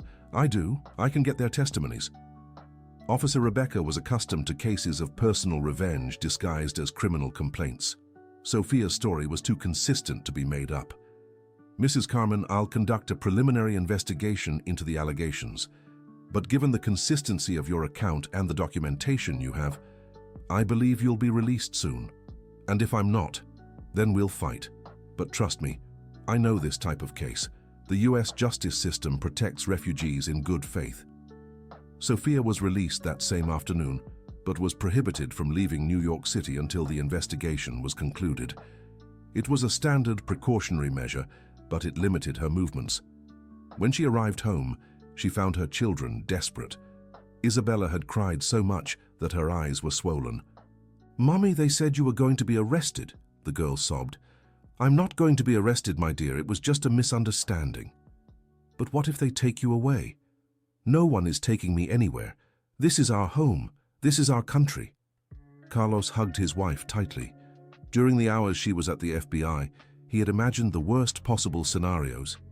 "Sophia, if anything happens to you, what will become of the boys?" "Nothing will happen. But if it did, you would take care of them like you always have." "I don't know how to be both father and mother." "You don't need to be both. You just need to be yourself. The boys love you just as you are." The conversation was interrupted by a call from Dr. Frank Noble, the immigration lawyer. He had good news. "Mrs. Carmen, we managed to expedite your asylum process. With the documentation we gathered and the testimonies from other victims in Honduras, your case will be approved in a matter of weeks." "Are you sure, doctor?" "Absolutely certain. Your story is well documented and consistent. There's no doubt about the legitimacy of your application." The news brought temporary relief, but Sophia knew that Jennifer wouldn't give up easily, and she was right. 3 days later, a new accusation. This time, Jennifer claimed that Sophia was using the company to launder money from illicit activities in Honduras. "This is ridiculous," said Michael when he received the notification. "We barely have any revenue yet." "But could it cause legal trouble for the company?" asked Sophia. "It could. Money laundering investigations are very serious. They could freeze our bank accounts." "Then I'll leave the partnership. I can't harm the business." "You're not going anywhere. We'll prove these are baseless accusations." And if we can't prove it in time, we will. The truth always comes out. But the pressure was mounting from all sides. The few clients the consulting firm had gained began to grow wary of the accusations. 2 of them cancelled contracts. "Mrs. Sophia, understand our position," explained Robert from the laboratory. "We can't be associated with a company under investigation." "I understand, Robert. I hold no grudges. If the accusations prove false, we'll work with you again. And if they don't, then we'll have to find other suppliers." It was the market operating with its cruel logic. Reputation was everything in the business world, and accusations were sometimes more damaging than convictions. That night, Sophia talked with her family about the possibility of starting all over again in another city. "If we have to leave New York City, would you be willing?" "Where would we go?" asked Isabella. "I don't know yet. Maybe Texas. I have a cousin there who can help us in the beginning. And school and Dr. Michael? There are schools everywhere, and Dr. Michael can visit us. But I like it here. I have friends, teachers who like me. I know my daughter, but sometimes life forces us to start over." "Again?" Isabella's voice held an adult sadness. "Do we always have to start over?" The child's question reflected the weariness of a family that had faced constant changes and new beginnings. Sophia realized she was transmitting her own exhaustion to her children. "You know what, Izzy? This time we're not going to start over by running away. We're going to start over by fighting." "How?" "By proving we're honest people, proving we deserve to stay here. And if we can't prove it, then at least we tried, and that will let us sleep in peace." Sophia's renewed determination spread to the whole family. Even Carlos, still recovering from surgery, decided to contribute somehow. "Sophia, I want to talk to Dr. Frank about my situation too. Your situation is regular, Carlos. You're a native-born American. But I've been married to you for 15 years. That must mean something in the legal processes." Carlos was right. Long marriages to Americans were considered strong evidence in applications for permanent residency. His willingness to publicly prove the strength of their relationship would be an important asset. "Carlos, that would mean exposing intimate details of our life." "I don't mind. If it's to protect you and the children, I'll expose whatever is necessary." "Are you sure?" "Sophia, you risked your life fleeing Honduras to give us a chance at happiness. Now it's my turn to risk something for you." Dr. Frank was enthusiastic about Carlos's cooperation. "Mr. Carlos, your testimony will greatly strengthen the case. Solid marriages are unquestionable proof of social integration." "Doctor, what do I need to do?" "Tell how you met your wife, what your life together has been like, how she adapted to the United States. Detail the formation of your family. Can I bring photographs, documents, witnesses?" "You can and should. The more evidence of genuine married life, the better." Carlos threw himself into the task like a determined detective.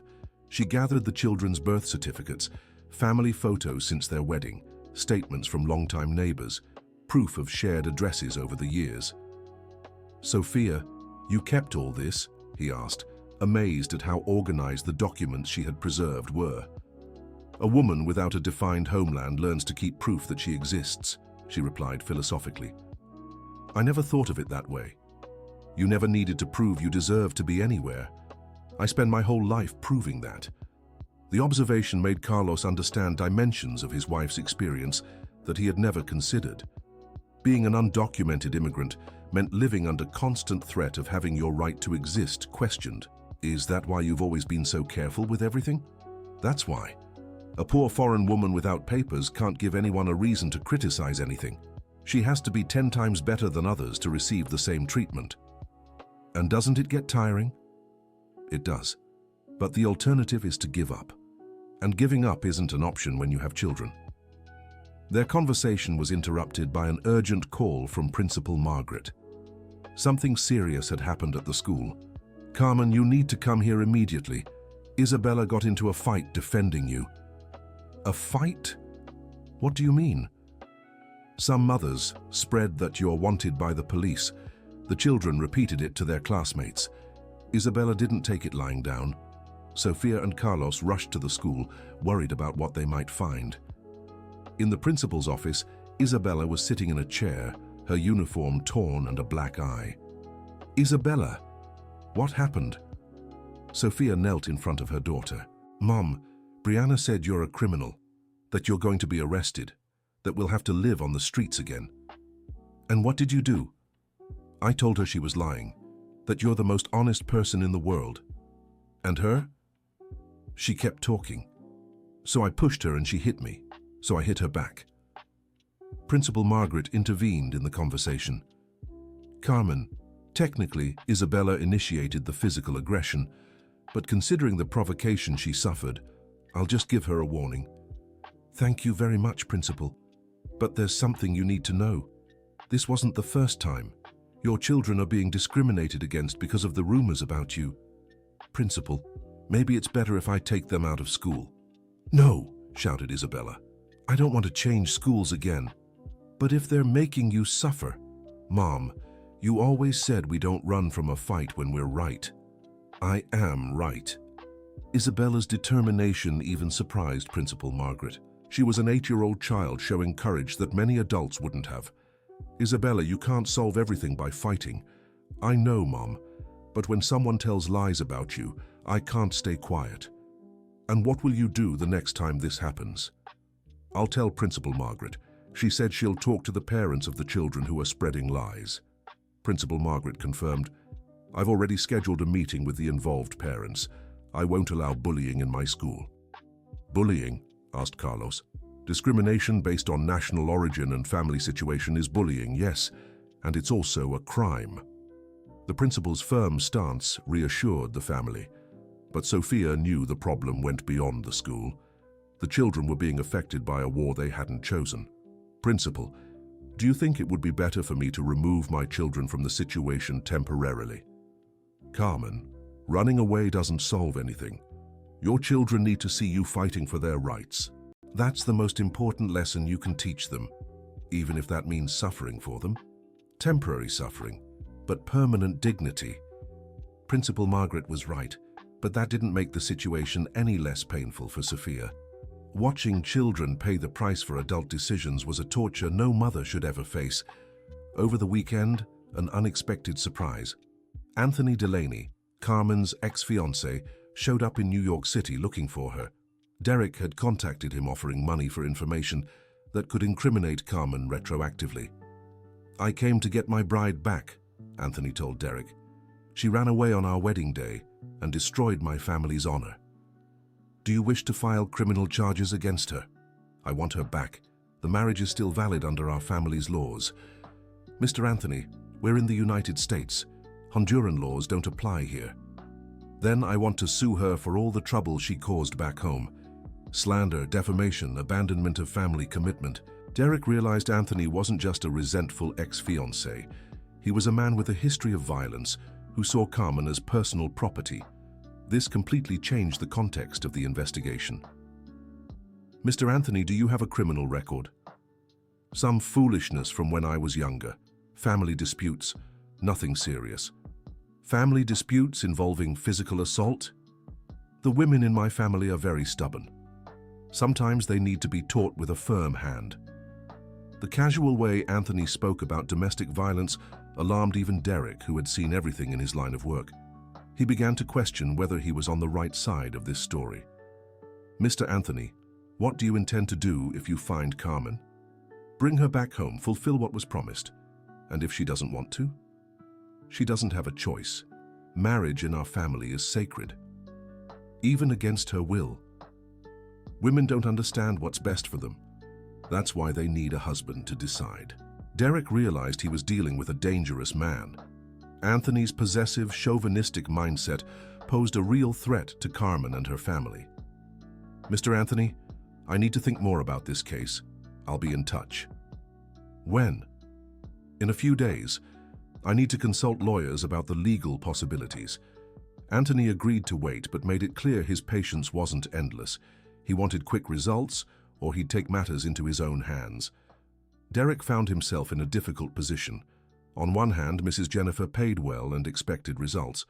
On the other, he could see a potential tragedy unfolding. Anthony clearly represented danger to Carmen and her family.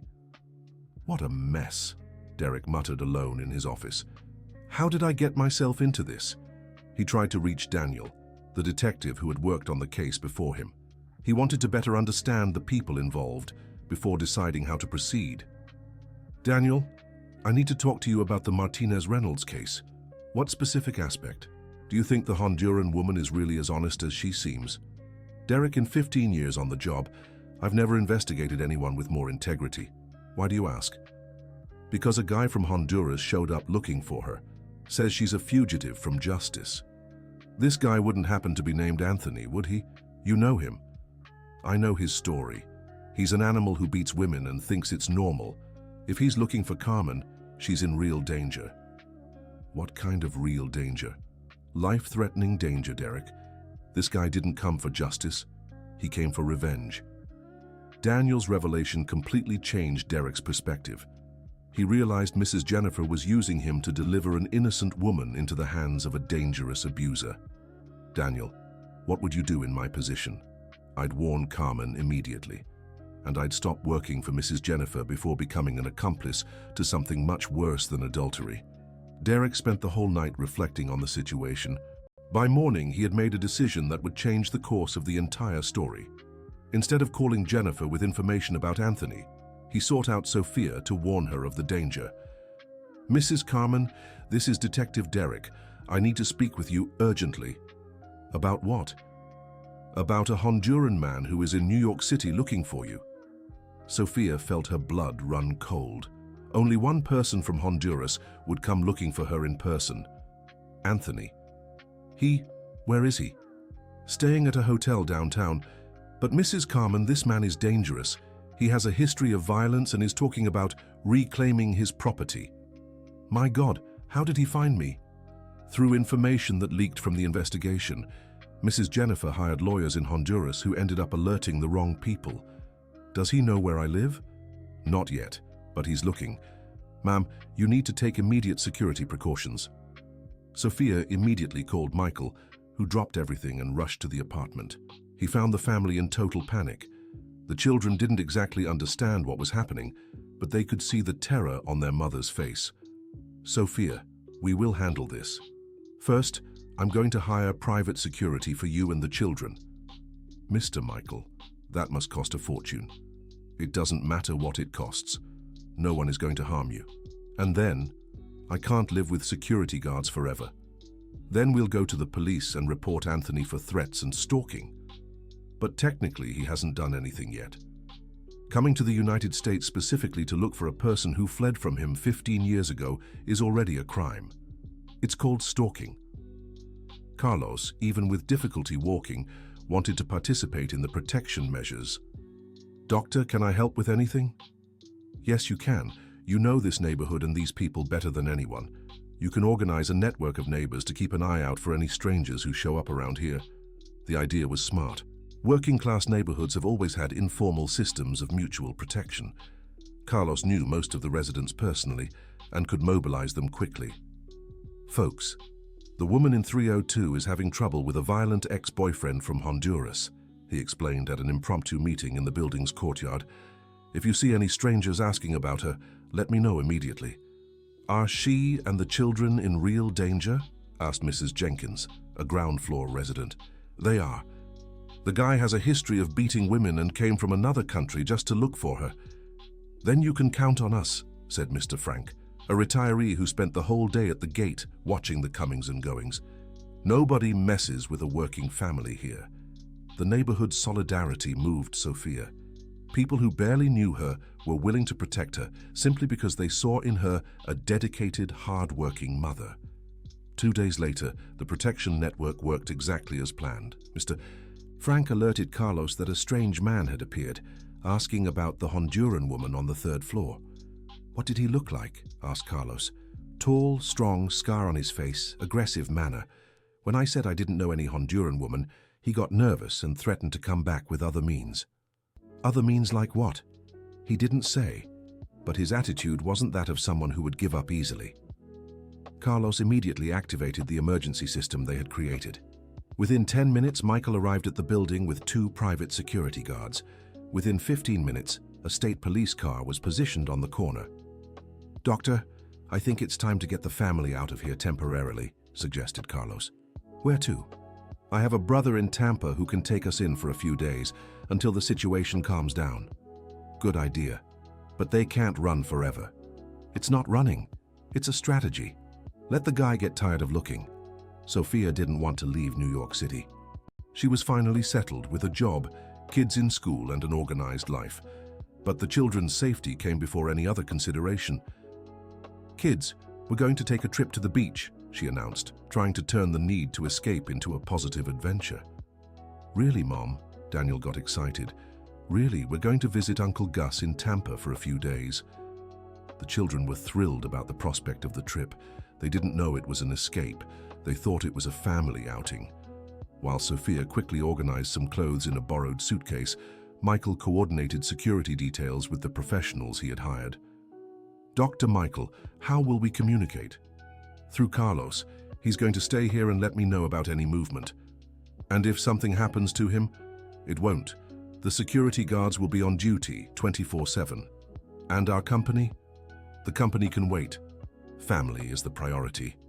Michael's comment about family priorities was ironic, considering he had lost his own family by doing exactly that, prioritizing the Martinez family over his own. The trip to Tampa was tense, despite Sophia's efforts to keep the children carefree. During the 2-hour drive, she kept constantly looking in the rearview mirror, fearing that Anthony might be following them.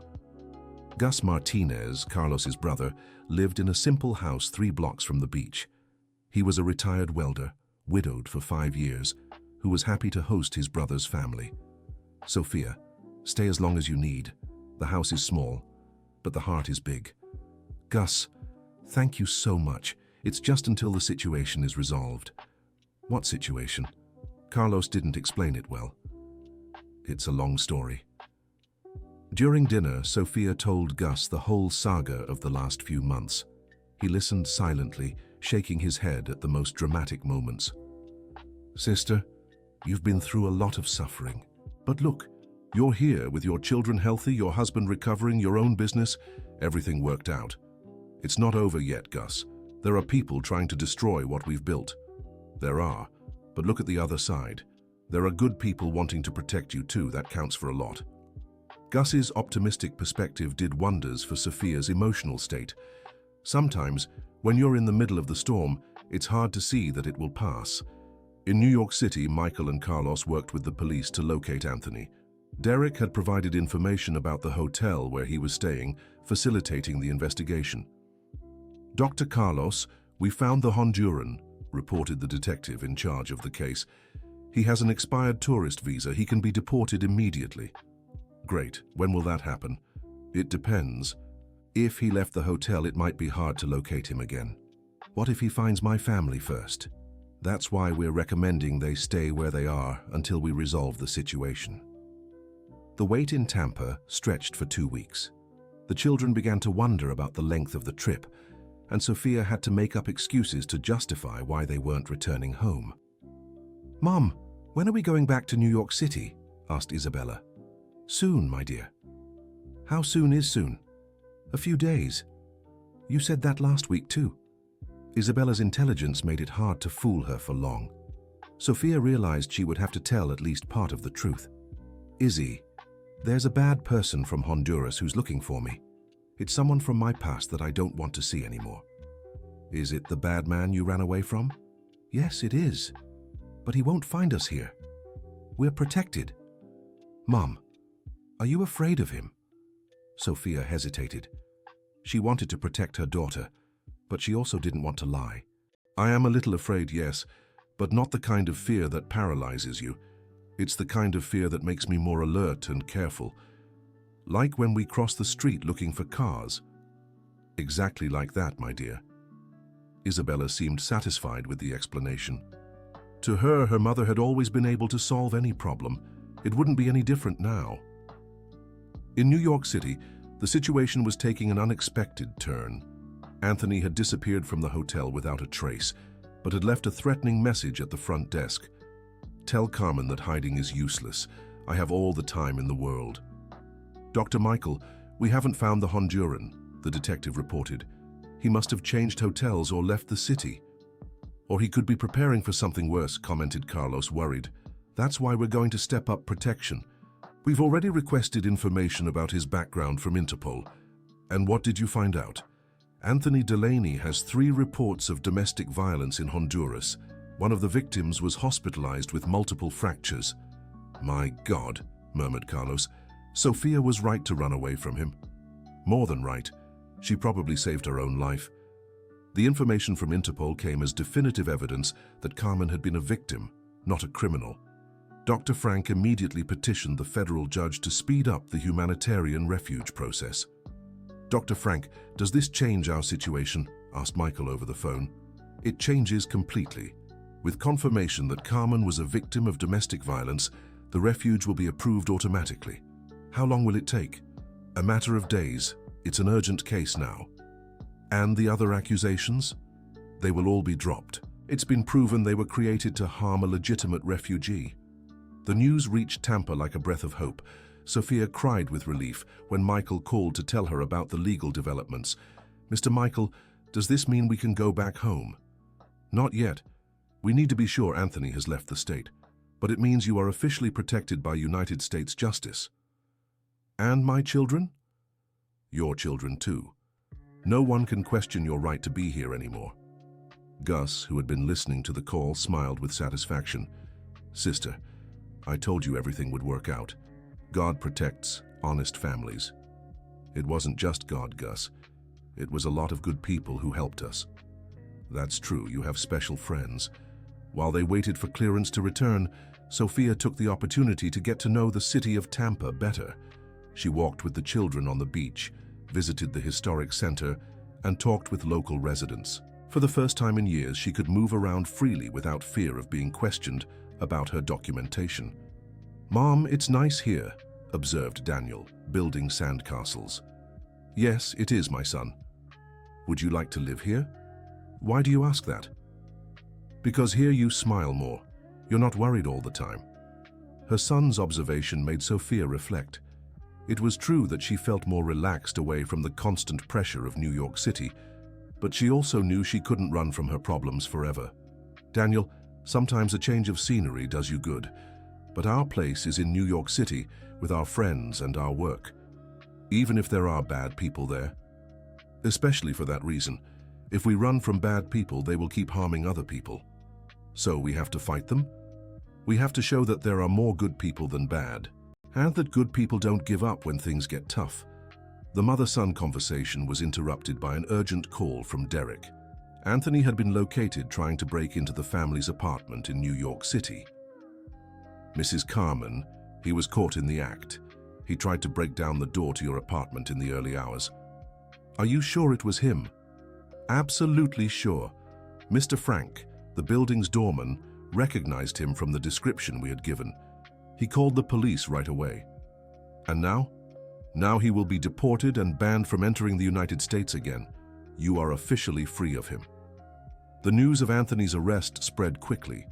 Jennifer was desperate when she learned that her strategy had backfired against her.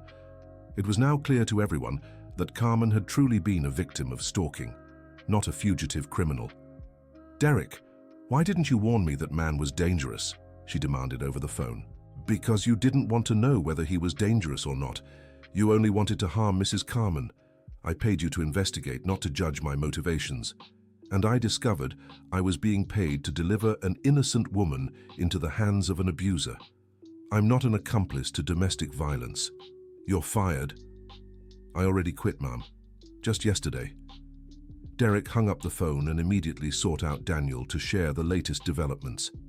Daniel, Anthony was arrested trying to break into the family's apartment. Thank goodness, that guy was a ticking time bomb.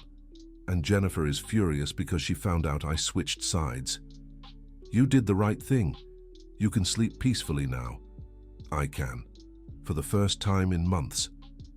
Anthony's arrest solved the immediate security problem, but created a new legal complication for Jennifer. Michael's lawyers discovered she had knowingly financed an international abuser to stalk a refugee. Mr. Michael, this constitutes a crime against human rights, explained Dr. Smith, the criminal lawyer. Your ex-wife could face criminal charges. Do I want to press charges? It's up to you, but the federal prosecutor's office may open an investigation even without your formal complaint. And what would the penalty be? 2 to 8 years in prison, plus a heavy fine. Michael was conflicted. On one hand, he wanted Jennifer to pay for everything she had done against the Martinez family.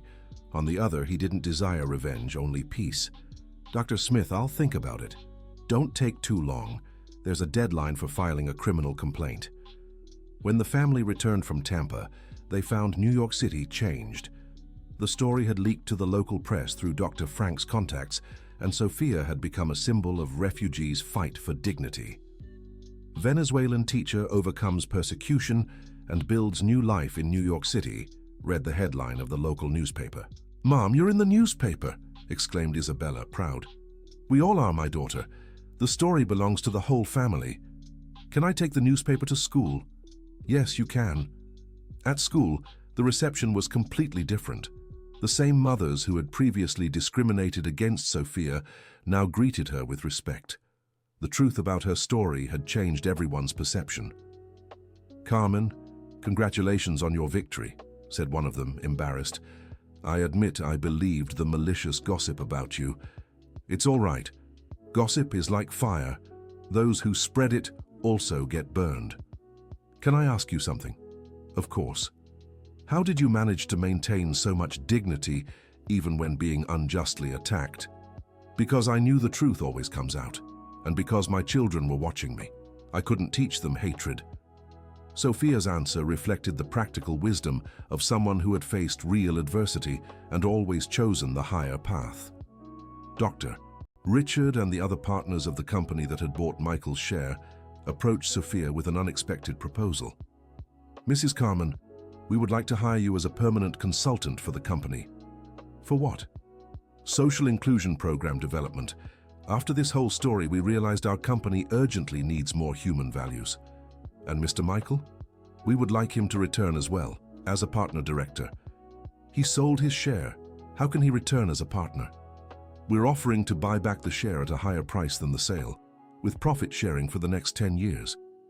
It was a generous offer, but Michael and Sophia had doubts about whether they should accept.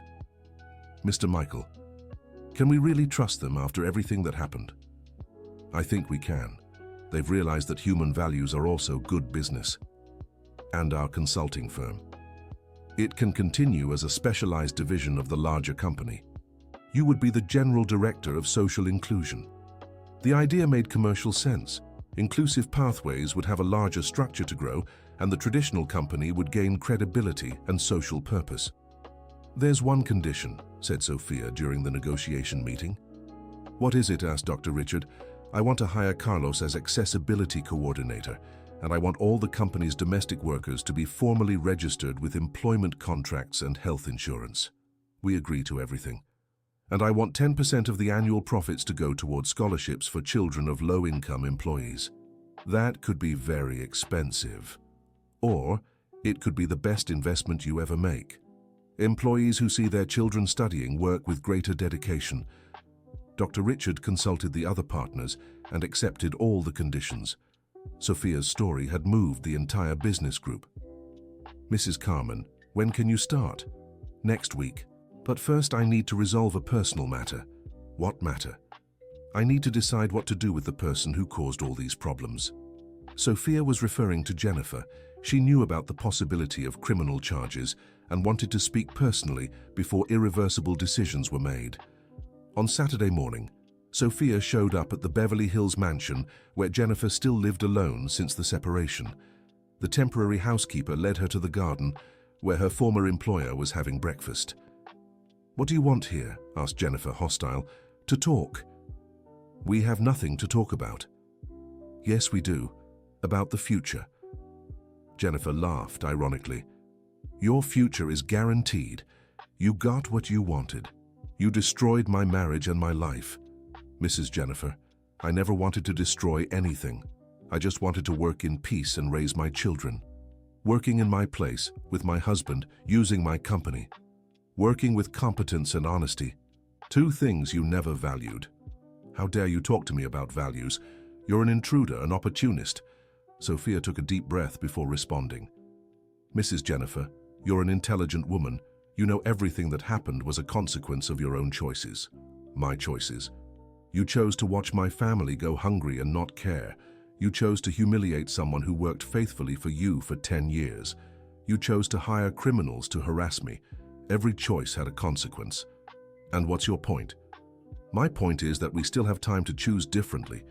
You can keep spending energy and money trying to destroy me, or you can use that energy to rebuild your own life. Did you come here to lecture me? I came here to offer peace. Jennifer looked at her suspiciously. What kind of peace? I'll drop the criminal charges against you. You stop the attacks against my family. We each go our separate ways. And why would I accept that? Because the alternative is all of us spending the next few years fighting in court. Your lawyers must have explained that your chances of winning are minimal now that the truth has come out. Jennifer knew Sophia was right. All the lawsuits she had filed were being dismissed one by one, and now she herself risked criminal charges. What do you want in return? Just one thing, that you publicly admit you made up the accusations against me. What for? To clear my reputation for good, so my children don't carry the weight of these lies for the rest of their lives. The demand was fair, but painful for Jennifer's pride. To publicly admit that she had lied would mean destroying her own social reputation. And what if I don't accept? Then the justice system will follow its normal course. You could be criminally convicted for harassing a refugee and using false documents to harm others. False documents? The statements you presented in the divorce proceedings. Your lawyers have already discovered that the witnesses lied under oath. Jennifer realized she was cornered. Sophia had come offering an honorable way out when she could simply have let justice take its course. You're being very generous to someone who was treated so poorly. It's not generosity, Mrs. Jennifer.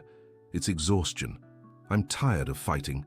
I want to use my energy to build, not to destroy. And if I accept your agreement, how do I know you won't go back on it later? Because my word is worth more than any signed contract, and because I teach my children that revenge is for small-minded people. Jennifer reflected for several minutes. She observed the woman she had tried to destroy and recognized qualities she herself had lost over the years. Integrity, compassion, greatness of spirit. Sophia, can I ask you a personal question? Go ahead. Do you hate me? No, Mrs. Jennifer, I feel sorry for you. Sorry? Sorry for someone who has everything and chooses to be unhappy, who prefers to destroy others rather than build her own happiness. And do you think there's still time for me to change? There's always time. As long as we're alive, we can choose to be different. How? By starting to use your resources to do good instead of harm. You have education, money, connections. Imagine how many people you could help if you wanted to. The conversation continued for over 2 hours. Jennifer talked about her own difficult childhood, about how she had built emotional barriers to protect herself, about how money had become her only source of security and identity. You know, Sophia, I was also rejected and humiliated when I was young and poor. And what happened? I swore that when I had money, I would never be vulnerable again. But I ended up becoming the kind of person who hurt me when I was vulnerable. And how do you feel about that? I feel like a fool. I wasted 20 years of marriage fighting ghosts from the past. But you can use the next 20 years differently. It might be too late. It's only too late when we stop trying. At the end of the conversation, Jennifer accepted the agreement proposed by Sophia. She would make a public statement, admitting that she had fabricated the accusations for personal reasons and would completely stop any kind of harassment. Sophia, there's one more thing I want to ask you. What? Forgiveness for what I did to you and your children. Mrs. Jennifer, forgiveness is given when a person shows they've truly changed. Words are easy. I want to see actions. What kind of actions? Use your influence to help other families like mine. There are thousands of immigrant women being exploited and humiliated in New York City. How can I help? by creating a legal support fund for undocumented immigrants, funding Portuguese courses and diploma validation programs, pressuring other companies to hire qualified refugees. Would that be a way to repair the harm I caused? It would be a way to transform suffering into purpose. Jennifer became thoughtful. The idea of using her wealth for social projects had never crossed her mind, but it made sense as a form of personal reconstruction. I accept, but I want you to guide me on how to do this properly. Why? Because you understand these issues better than any consultant I could hire. Mrs. Jennifer, can we work together after everything that happened? I don't know, but I'd like to try. You've shown me the kind of person I'd like to be again. The agreement between them was sealed with a formal handshake, but there was something different in the air. It wasn't friendship yet, but it was mutual respect, based on recognition of genuine qualities. Back in New York City, the Martinez family found the city transformed as well. The story had touched public opinion, and Sophia was receiving invitations to speak about immigration and social inclusion. "Mom, are you going to become famous?" asked Matthew. "I don't want to be famous, my son. I just want to work in peace." "But people want to hear you speak." "Then I'll speak. If my story can help other women in the same situation, it's worth it." The first invitation came from Columbia University. The social work department wanted her to share her experience with graduate students. "Professor Carmen, how would you like to be introduced?" asked the course coordinator. "Just as Carmen Martinez, mother, refugee, worker, nothing more than that." "But you have a degree in literature, experience in business consulting, you're a social entrepreneur." "All that is a consequence of what I essentially am, a woman who didn't give up on rebuilding her life as many times as necessary." The lecture at Columbia was an impressive success. Packed auditorium, emotional students, professors interested in developing research on the topic. Sophia spoke for an hour about the practical challenges of starting over in another country, but also about the opportunities for personal growth that arise from difficulties. "How do you maintain hope even in the most difficult situations?" asked a student. "I don't maintain hope all the time. Sometimes I lose it too. But I learned that hope is like a muscle. The more you exercise it, the stronger it gets." What was the most difficult moment? "When I discovered my children were being discriminated against at school because of me. Because one thing is suffering alone, another is seeing your children suffer because of our story." "And how did you deal with that?" "I taught them that prejudice says more about who shows it than about who suffers, that our dignity doesn't depend on others' opinions." "Does that work with children?" "It works if you demonstrate it in practice. It's no use talking about dignity and then acting without dignity." The students' questions showed genuine interest in the practical strategies for survival and rebuilding that Sophia had developed. She realized she had valuable knowledge to share. "Professor Carmen, would you consider teaching a course here at the university?" proposed the coordinator at the end. "What kind of course?" "Human resource management with a focus on social inclusion, based on your practical experience." "I would be honored, but I need to finish regularizing my documents first." "Of course, when you're ready, we'll have a spot waiting." The possibility of returning to the academic environment filled Sophia with enthusiasm. It would be the fulfillment of a dream she had abandoned when she left Honduras. Carlos, who had attended the lecture, was beaming with pride. "Sophia, you were amazing up there."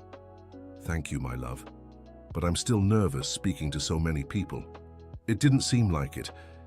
You spoke like an experienced teacher. It's just that returning to education gives me energy. It's my true calling." "So should we accept the university's offer?" "Let's think calmly. We still have the consulting to develop." "The consulting can wait. This opportunity might not come again." Carlos was right. Opportunities to teach at a prestigious university didn't come every day for refugees without fully regularized documentation. That week, another surprise. Principal Margaret called with a proposal that would change Sophia's professional direction once again. "Carmen, the Municipal Education Secretary wants to talk to you." "About what?" "About creating a pilot literacy program for immigrant families, using your methodology." "What methodology?" I just give tutoring to some children. Exactly. And your results are impressive. The children who participate in your classes improved their grades by up to 40%. Principal, that must be a coincidence. It's not. I observed your teaching methods closely. You have a unique way of connecting academic content with life experiences. It's something you don't learn in college. The meeting with the city secretary happened on a Thursday.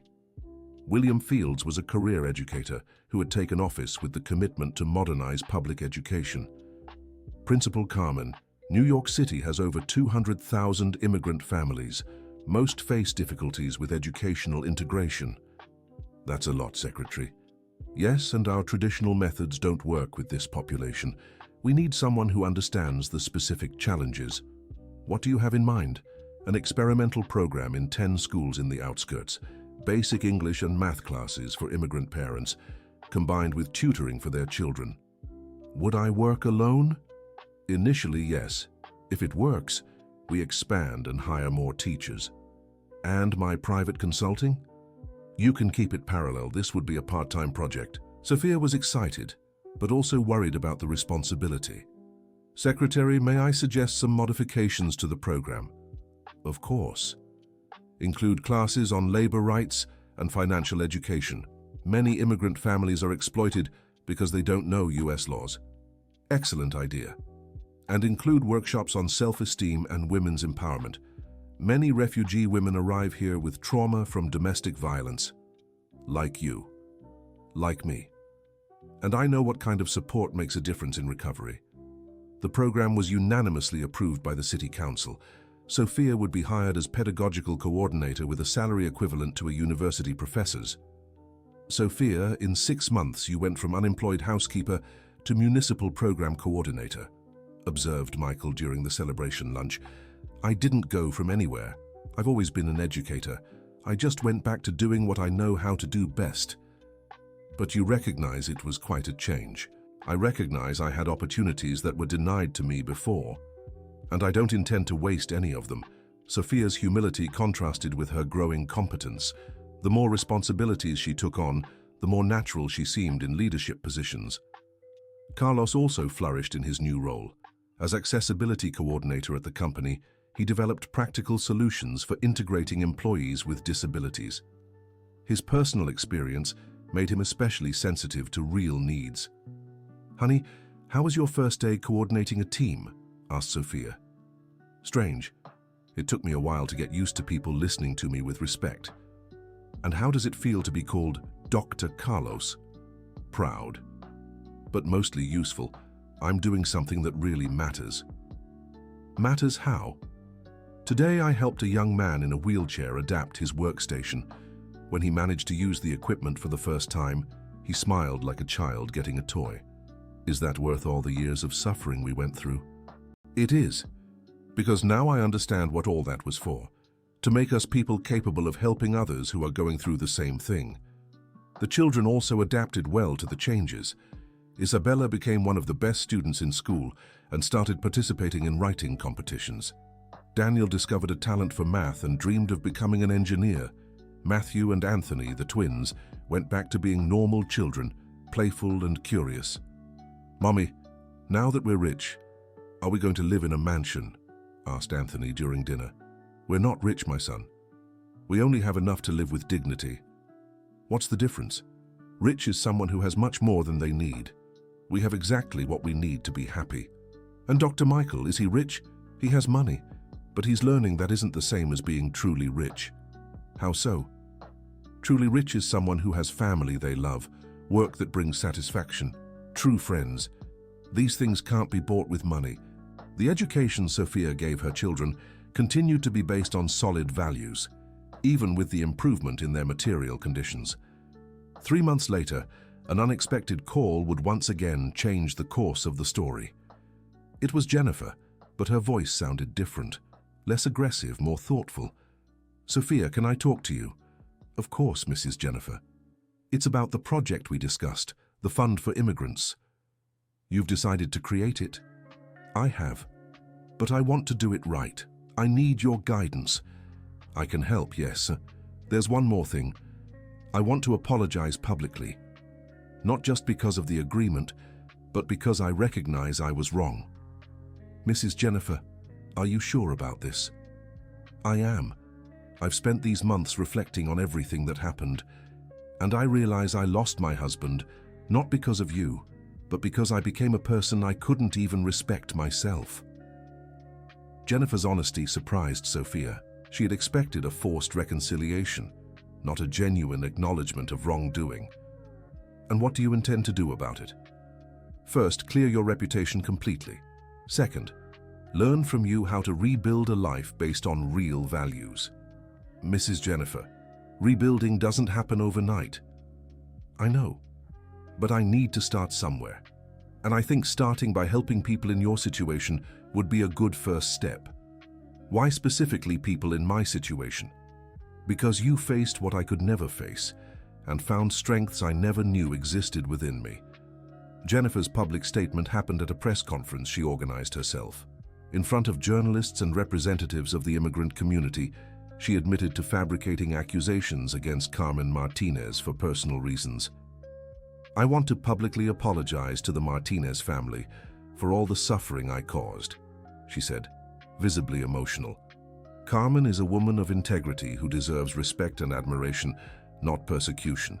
Mrs. Jennifer, what motivated you to make these false accusations? Asked a journalist. Jealousy, revenge, wounded pride, all the worst feelings a person can have. I have no excuses for my behavior. And now, how do you intend to repair the damage? By creating the New Beginnings Institute, focused on comprehensive support for refugee families, with an initial investment of $2 million. Will you do this alone? No. In partnership with Carmen Martinez, who will be the executive director of the Institute. The press conference had a national impact. The story of the housekeeper who became a social entrepreneur and the employer who redeemed herself through social work deeply touched public opinion.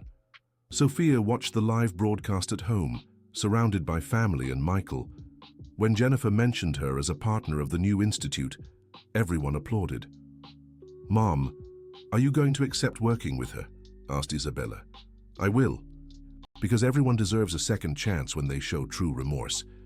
Even after everything she did to us, especially because of that, Izzy, forgiving doesn't mean forgetting. It means choosing to use the bad experience to create something good. You're very brave, Mom. I'm not brave, my daughter. I'm stubborn, and sometimes stubbornness is more useful than courage. The New Beginnings Institute was inaugurated 6 months later in a ceremony that brought together city officials, representatives of social organizations, and dozens of immigrant families helped by the pilot project. Sophia, now officially recognized as a refugee in the United States, spoke as the executive director of the institution. 2 years ago, I was in this city without documents, without prospects, with children going hungry. Today, I'm here representing hundreds of families facing similar challenges. This didn't happen by luck or favor. It happened because good people decided to see our humanity. How do you plan to repay this opportunity? Asked a journalist.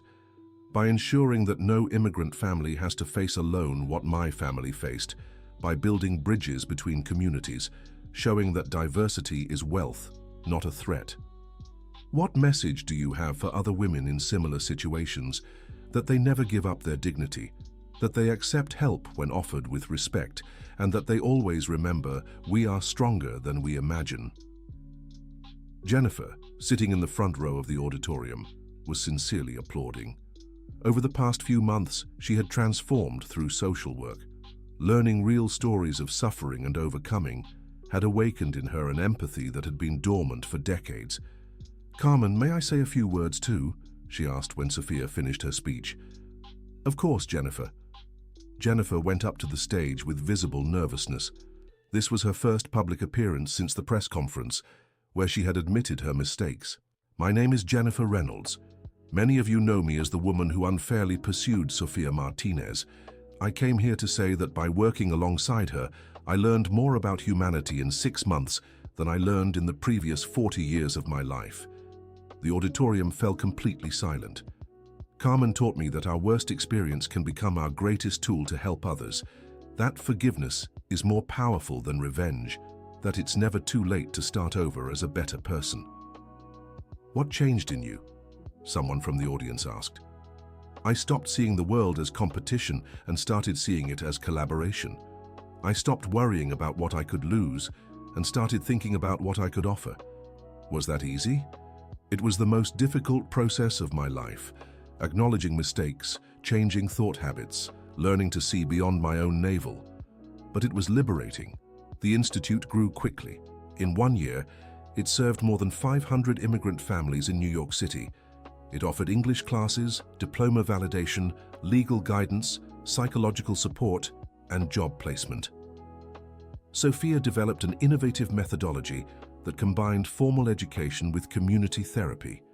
The classes were structured as support groups where participants shared experiences while learning academic content. Today we'll talk about labor rights, she announced in a typical class. But I want each of you to share a work experience you've had here in the United States. What worked, what didn't, what you learned. Mary, a 50-year-old Colombian woman, raised her hand. Teacher, I worked at a diner where the boss made me work 12 hours without proper documentation. When I complained, he fired me and didn't pay anything. And what did you do? Nothing. I thought I had no rights. Now, do you all know what rights Mary had in that situation? Sophia asked the class. The participatory methodology made the immigrants educate each other, sharing experiences and solutions. Sophia only facilitated and provided legal guidance. Joseph, a young Bolivian man, commented, I reported my former boss to the Department of Labor and managed to get everything I was entitled to. How did you find out you could report? Asked Mary. In a class just like this one, I learned that immigrants have the same rights as Americans when it comes to work. The stories multiplied with each class. Sophia realized she was creating a mutual support network that went far beyond formal education. Isabella, now 9 years old, sometimes attended her mother's Saturday classes. She was impressed by the number of adults who listened to Sophia with attention and respect. Mom, do you prefer teaching adults or children? I like teaching anyone who wants to learn, Izzy. But who is easier to teach? Adults are easier to teach because they know why they're there. Children are easier to inspire because they still believe they can be anything. What about you? Do you still want to be something different? Sophia laughed at her daughter's philosophical question. I want to be the best version of myself every day. How do we know when we've become the best version? When you can sleep peacefully knowing you did the best you could with what you had. Can you sleep peacefully? Now I can. I didn't always. Why is it different now? Because now I'm doing what really matters, using my experience to help people going through what I've been through. The wisdom Sophia shared with her daughter came from years of reflection on purpose and meaning. She had discovered that suffering is only worthwhile when it becomes a tool to alleviate the suffering of others. At the first anniversary celebration of New Beginnings Institute, the party brought together all the families served, employees, volunteers, and supporters.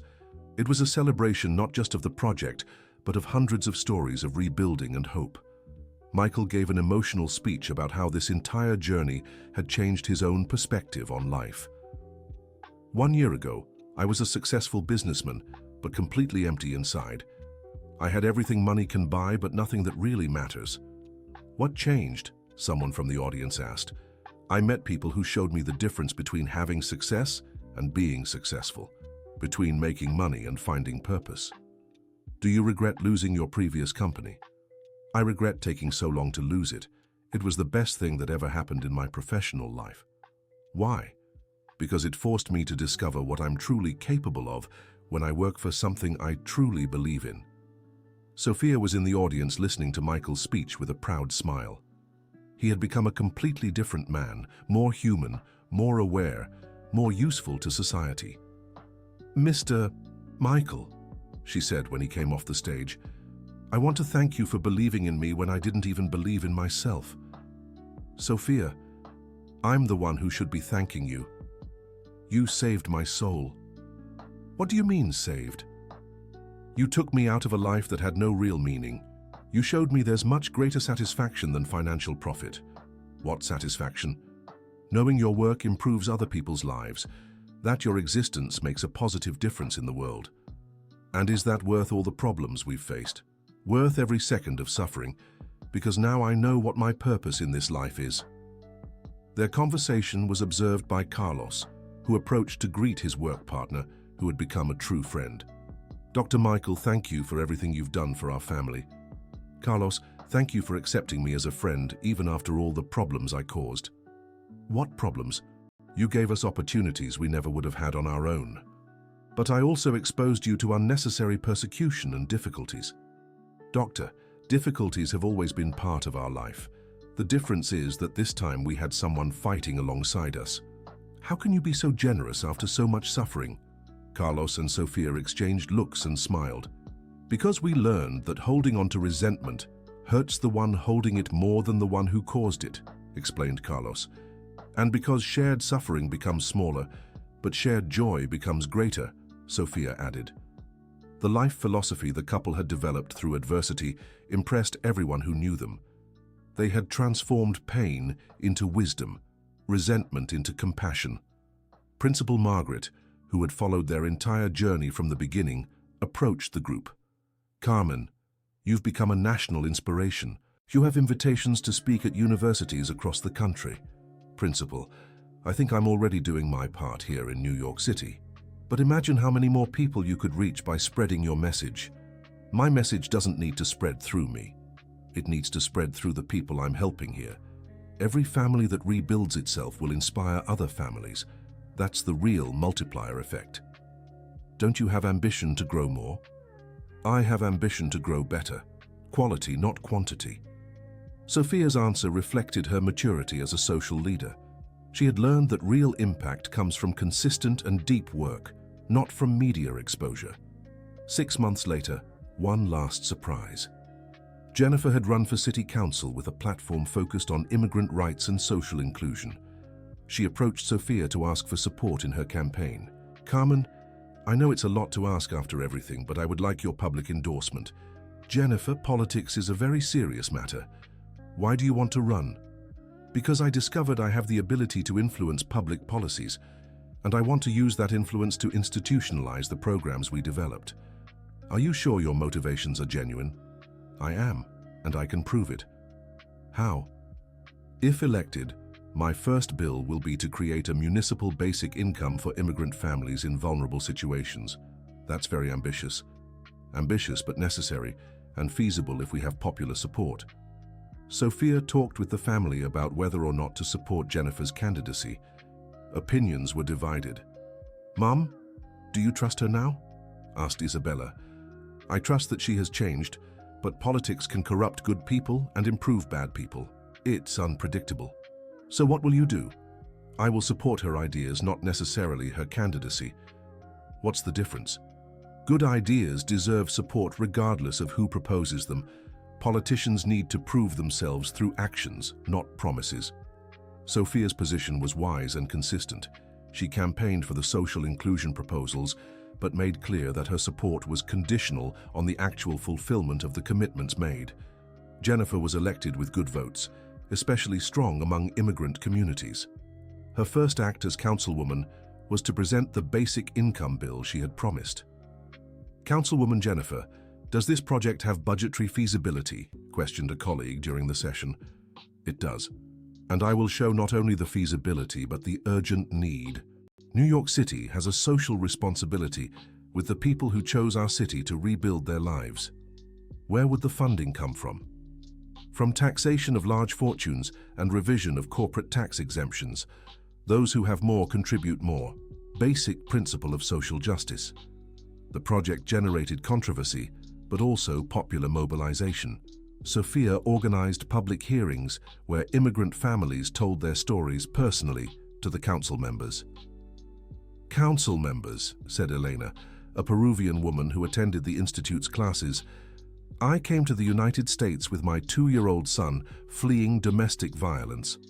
Today my son is 15, speaks perfect English, gets excellent grades in school, but we are still treated like invaders by some people.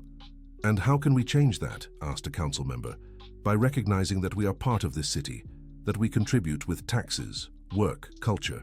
That we deserve the same rights and opportunities. The hearings moved even the most conservative council members. Personal stories were more powerful than any theoretical argument about public policies. Councilwoman Jennifer, your project has our caucus's support, announced the opposition leader, but with some amendments to ensure strict oversight. What kind of amendments? Individualized monitoring of each beneficiary family, community service requirements, biannual program re-evaluation. I accept all amendments. Transparency is fundamental for credibility. The project was approved unanimously, making New York City a pioneer in the United States in municipal policies for refugees. Sophia was invited to lead the program's implementation. Carmen, will you accept being the general coordinator of the municipal basic income? Asked Jennifer at a formal meeting. I accept, but with conditions. What are they? That the program remains truly nonpartisan, that it benefits families regardless of political orientation, and that it's transparent in every aspect. I agree with everything. There's one more thing. Go ahead. I want Carlos to be the monitoring coordinator. His experience overcoming hardships will be fundamental. Perfect. The new role represented another transformation in the Martinez family's life. Carlos began to feel completely useful and valued again, now using his personal experience to guide other men facing similar challenges. Honey, how was the first support group you coordinated? Asked Sophia. Difficult, but rewarding. There were 8 men, all with problems similar to what I had. What kind of problems? Job loss, workplace accidents, difficulty providing for the family, and most of all, shame about needing help. How did you handle that? I told my story. How useless I felt when I had my accident. How hard it was to accept you becoming the breadwinner. How I learned that asking for help is a sign of intelligence, not weakness.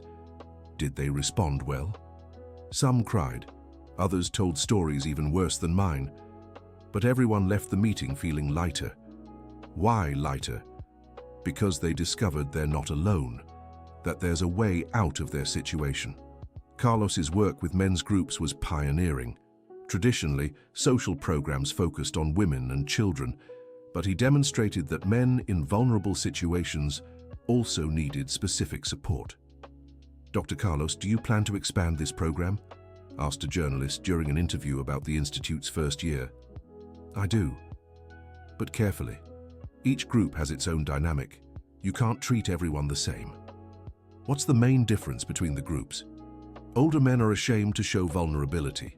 Younger men are angry about their circumstances. Different approaches for different needs. How did you learn that? By making many mistakes at first, laughed Carlos, and by listening more than talking. When you've been through similar suffering, you recognize the signs in others. The Martinez family had become a national reference for overcoming adversity and social inclusion, but they kept their feet on the ground and the humility that had always characterized them. Daddy, now that you're important people, is our life going to change a lot? Asked Daniel during a family dinner. Why do you think we're important? Asked Sophia. Because people on TV talk about you. Because people from other states come to visit the work you do. Daniel, what's important is making a positive difference in other people's lives. We've always tried to do that, even when we were poor. So we've always been important. We've always been valuable. The difference is that now more people recognize it. And is that good? It's good because it gives us more power to help other families. But it's also dangerous. Dangerous why? Because it can go to your head. It can make us forget where we came from and who we really are. But you won't forget, right? We won't, Carlos assured, because you're here to remind us. The children had become the family's moral thermometer. Whenever Sophia or Carlos started drifting from essential values, an innocent comment from the little ones would bring them back to reality. Michael, who had practically become a family member, dined with them once a week. It was a ritual everyone looked forward to with anticipation. Dr. Michael, are you dating anyone? Anthony asked on one such occasion. Why do you ask? Because you seem lonely sometimes. The boy's observation touched on a delicate issue. Michael had indeed been alone since the divorce, but it hadn't bothered him much. I'm not looking to date anyone, Anthony. Why not? Because I'm discovering who I really am. It's hard to share your life with someone when you're still getting to know yourself. And when you finish getting to know yourself, then maybe I'll find someone who wants to know this new version of me. It has to be someone like Mom, Miguel opined. Why like your mother? Because she likes people like herself, who work hard and never give up. Michael smiled at the childish logic, but realized the twins had correctly identified the type of person he admired now. Do you think there are more people like your mother in the world? There sure are, Isabella assured. We met many at the Institute. Women who went through bad things but didn't turn bad because of it. What are they like? Strong on the outside, caring on the inside, who work hard and complain little, who take good care of their children even when it's difficult. Isabella's description painted the portrait of thousands of working women who fought daily to keep their families united. Sophia was special, not because she was unique, but because she represented the best of the female human condition. 2 years after the whole saga began, the Martinez family received an honor from the New York City Council for their work at the New Beginnings Institute. It was an official recognition that consolidated their contribution to the city. During the ceremony, Sophia was called to speak on behalf of the family. Ladies and gentlemen, 3 years ago I was cleaning bathrooms in wealthy homes in Beverly Hills.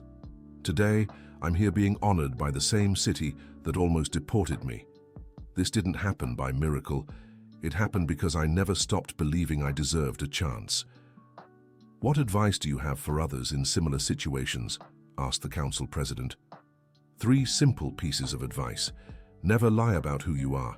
Never accept being treated as less than human, and never forget that every storm comes to an end.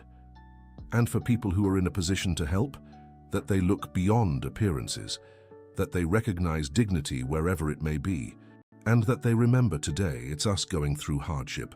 Tomorrow it could be anyone. Do you hold any resentment for the persecution you suffered? I hold no resentment, but I hold the lessons, and I use those lessons to protect others from what we faced. The speech was broadcast live on municipal television and quickly spread through social media. Sophia had become a respected voice in the discussion about immigration and social inclusion. But the public recognition didn't change her essence. She remained the same simple woman who prioritized family, honest work, and human solidarity. "Mum, do you like being famous?" Daniel asked. "I'm not famous, my son. I'm known. It's different." What's the difference? Famous is someone who appears in the media without important reason. Known is someone who becomes known because they did something useful. And did you do something useful? I did what was within my power to do. Other people turned it into something bigger. Are you proud of what we achieved? I'm proud of you. About how they behaved during the difficult times, about how they grew without losing their kindness. And what about Dad? Especially Dad, because a wounded man could have become bitter, but he chose to become more human. Carlos, who was listening to the conversation from the kitchen, smiled with emotion. His wife's recognition of his efforts to overcome meant more than any official tribute. On Christmas 2026, 2 years after the story began, the Martinez family organized a special dinner, not just to celebrate the holidays, but to celebrate everything they had achieved together. The simple table in their modest apartment was set for 8 people, the 6 family members, Michael and Jennifer. The former boss had asked to join the celebration as a way to solidify their reconciliation. "Sophia, can I say something to the whole family?" Jennifer asked before dinner. "Of course. I want to apologize especially to the children. You suffered because of my cruelty, and that was unforgivable."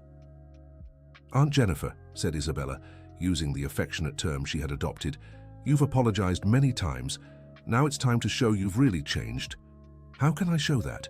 "By being a good person from now on, by helping other families like ours." "That's what I'm trying to do." "Then it's all right." The girl smiled. Everyone deserves a chance to start over. Isabella's wisdom moved all the adults present. At 10 years old, she had developed an understanding of forgiveness and redemption that many people never achieve. During dinner, each person spoke about what they were grateful for that year. "I'm grateful for discovering that family isn't just about blood," said Michael. It's about who chooses to stand by your side when everything is difficult. I'm grateful for learning that starting over isn't a punishment, said Jennifer. It's an opportunity to do better. I'm grateful for realizing that strength isn't about never needing help, said Sophia. It's about knowing how to ask for help when necessary. I'm grateful for understanding that being a man isn't about never showing weakness, said Carlos. It's about turning weakness into a source of compassion for others. The children talked about school, friends, and dreams for the future. Their gratitude was simple but profound. Having food every day, happy parents, a safe home, the chance to study. Isabella, what's your dream for when you grow up? Asked Michael. I want to be like my mother, but I want no child to have to go through what I went through to see their parents succeed. How do you plan to achieve that? By studying hard and creating a world where all children have the opportunities I had in the end.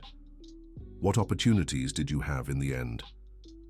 Proud parents, good education, adults who believe in me.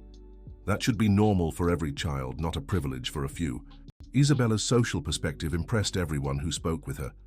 At 10 years old, she already showed a vocation for leadership and sharp social awareness. Izzy, do you want to follow the same path as your mother? Asked Jennifer. No, I want to follow my own path, but carrying the values she taught me. What values? Never lying, even when the truth hurts. Helping those in need, even when it costs dearly. Never giving up, even when it seems impossible. And if you face difficulties like your mother faced, then I'll remember everything she went through, and I'll know that I can get through it too. How can you be so sure? Because I'm her daughter. And children of strong people are born with strength in their soul. The conversation was interrupted by the arrival of an unexpected visitor. It was Dr. Frank, the immigration lawyer, with news nobody expected. Carmen, I have a surprise for you. What kind of surprise, Doctor? Your application for U.S. citizenship has been approved. You are now officially a U.S. citizen. How is that possible? I hadn't even applied for citizenship. The Department of Justice automatically approved it based on your exceptional social contribution. It's a special recognition for refugees who stand out through community work. The news left the whole family emotional. Becoming a naturalized American meant definitive legal security, but it also represented the official recognition that she belonged to this country. Mom, are you really American now? Asked Daniel. Now I'm legally American, my son, but I've been American in my heart for a long time. And we'll never have to worry about documents again? Never again. Now we're officially an American family. The celebration lasted through the night. It was the symbolic closing of a journey that had begun with absolute despair and reached complete recognition and stability. 3 years later, Sophia was invited to be the official speaker at the graduation of the first beneficiaries of the Municipal Basic Income Program. There were 100 families who had managed to establish themselves professionally through the support they received. Dear graduates, she said from the podium, you represent living proof that well-structured public policies transform realities. But most importantly, you represent proof that we should never underestimate the human capacity to overcome.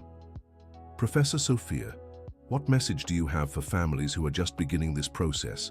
Asked a beneficiary. That the road is long, but possible. That you'll find good people and bad people, but the good people are always the majority. And that every obstacle you overcome makes you stronger to help those who come after. And for American society, that they welcome us not as a favor, but as a recognition that diversity enriches any country.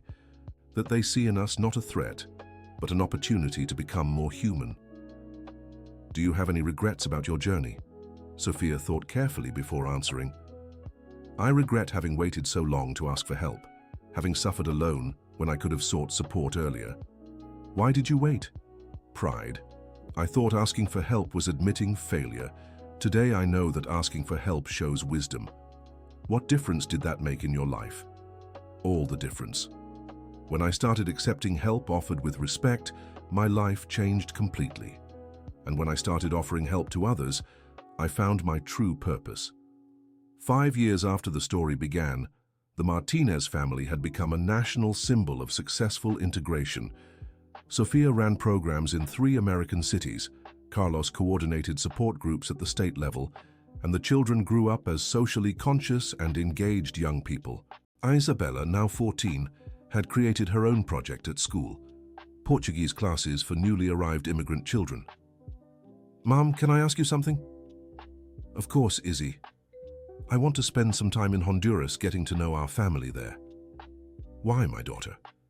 "Because I want to completely understand our story, and I want our relatives to know that everything worked out here in the United States." Isabella's proposal surprised Sofia. Returning to Honduras would mean revisiting a painful past, but it could also be a form of symbolic closure. "What if it's dangerous?" "We'll research it first. If it's safe, it would be an important trip for our whole family." "Why important?" "Because you always said that we can't run from the past forever, that sooner or later we need to make peace with it." Sofia recognized her own words in her daughter's mouth. For years, she had avoided any contact with Honduras, but maybe Isabella was right about the need to revisit their origins. "I'll think about it, my daughter. And if you decide to go, I want to go with you." "Why you?" "Because I'm the oldest. And because I want our relatives to see the kind of woman you've become." "Izzy, they rejected me when I ran away. They might still reject me. Or maybe they've changed their minds when they hear about the life we've built here." Isabella's optimistic perspective infected Sofia. Perhaps it really was time to make peace with the past. The trip was carefully planned. Michael insisted on coming along as a safety measure, and Jennifer offered to finance the entire expedition as part of her personal redemption. "Jennifer, you don't have to pay for our trip," said Sofia. "Yes, I do. It's my way of contributing to your closure with the past. But you've already done so much for us through the Institute. Carmen, maybe you don't realize it, but working with you has given me more than I gave. It restored my sense of purpose that I had lost." "How so?" "When I was just a rich lady, my life was good for nothing but consumption. Now I feel I exist for a reason." "What reason?" "To use my privileges to correct social injustices. It's little compared to the harm I caused, but it's a start." Jennifer's sincerity moved Sofia. Seeing the genuine transformation of a person once driven by malice was concrete proof that real change is possible. The trip to Honduras was revealing. Sofia found a family that had completely changed their perspective on her escape. The country's political and economic situation had deteriorated so much that everyone recognized her decision as salvation. "Carmen, you were visionary," said her sister Hope during the reunion. "You left before it became impossible to leave." "How is the situation here?" "Hard. Very hard. Half of our family has already emigrated too." "Where to?" "El Salvador, Nicaragua, some to the United States too. You paved the way for all of us." "And Anthony?" "Jailed 2 years ago. The authorities finally took the domestic violence reports seriously. He can't bother me anymore." "Never again. And Carmen, we want to ask for your forgiveness. We shouldn't have pressured you to marry him. It's in the past, Hope. What matters is that we're all well now. Can you forgive us?" "I forgave a long time ago. Holding on to anger wouldn't change the past. It would only poison my future." The family reunion was healing for Sofia. She could finally reconcile with her origins without giving up the life she had built in the United States. Isabella accompanied all the meetings and was impressed by the Honduran family's receptiveness. "Mom, they're proud of you. They really are, my daughter. Why were you afraid to come back?" "Because when you leave a place running, there's always the doubt whether the people who stayed will understand us." "And now you're sure they understand?" "I am. And more importantly, I'm sure I made the right choices. Even though it was hard, especially because it was hard, because from the difficulty came strength I didn't know I had." The trip lasted 15 days. Enough time for Sofia to revisit her personal history, reconnect with cultural roots, and definitively close pending issues with the past. Back in the United States, she felt complete for the first time in decades. She was no longer a refugee fleeing the past, nor an immigrant trying to prove she deserved to be there. She was simply Carmen Martinez, naturalized American, social educator, proud mother. The New Beginnings Institute had grown and become a national model. Delegations from other countries came to New York City to study the methodology developed by Sophia, but she never lost her local focus. Professor Carmen, we received an invitation from the UN to present our work in Geneva, Jennifer announced in a meeting. It's an honor, but I prefer to send a representative. My place is here, working directly with the families. Why don't you want to go personally? Because international recognition is nice, but it doesn't change the reality of those suffering here on the corner. I'd rather use that time helping another family in need. Carmen, don't you have ambition for international recognition? I have ambition for local results. Every family we manage to lift out of vulnerability is worth more than any international award. Sophia's perspective reflected her life philosophy. Real impact matters more than public recognition. On the Institute's 6th anniversary, the celebration was special. Over 2,000 families had already been assisted, and the Municipal Basic Income Program served 5,000 people. The numbers were impressive, but the personal stories were even more impactful. Mrs. Carmen, said Elena, the Peruvian woman who had spoken at the city council years before, my son graduated from medicine at Columbia University. He's going to specialize in social pediatrics. How wonderful, Elena. He said he wants to work with refugee children because he remembers what it was like to be a refugee child. And you, how are you? I opened a Peruvian cooking school in Queens. I teach Americans how to cook food from my country. It's my way of contributing to cultural integration. Marvelous. Food is a universal language. I learned that from you. That real integration happens when we share our culture, not when we hide it.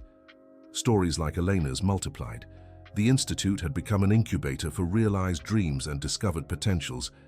During the evening speech, Sophia reflected on the journey of personal and social transformation they had all experienced. Friends, when I began this journey, I thought I was just trying to survive.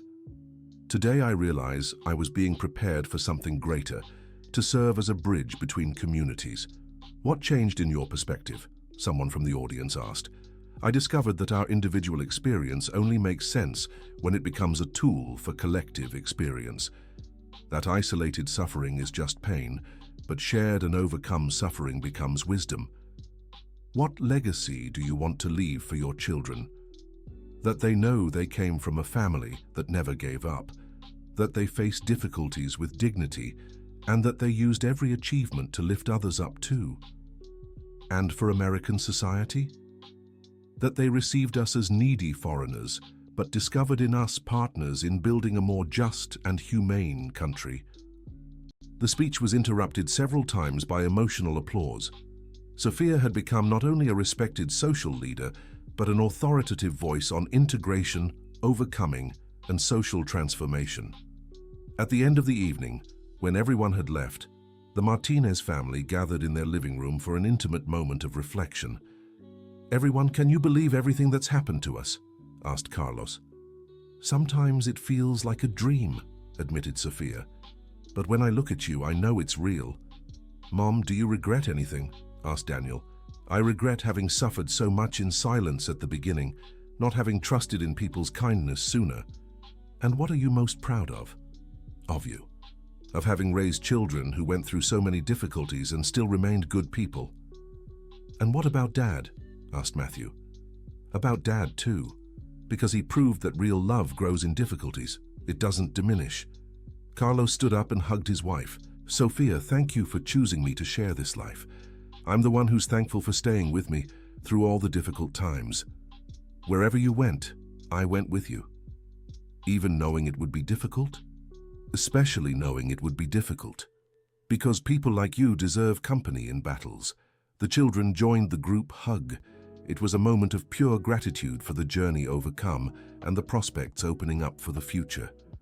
Family, let's make a pact, proposed Isabella. What kind of pact? Asked Sophia. That no matter what happens in life, we won't forget who we really are. And who are we really? Asked Carlos. People who don't give up, who help those in need, who turn difficulty into an opportunity to grow. I accept this pact, said Sophia. Me too, added Carlos. The twins and Daniel confirmed the agreement with solemn, childlike seriousness.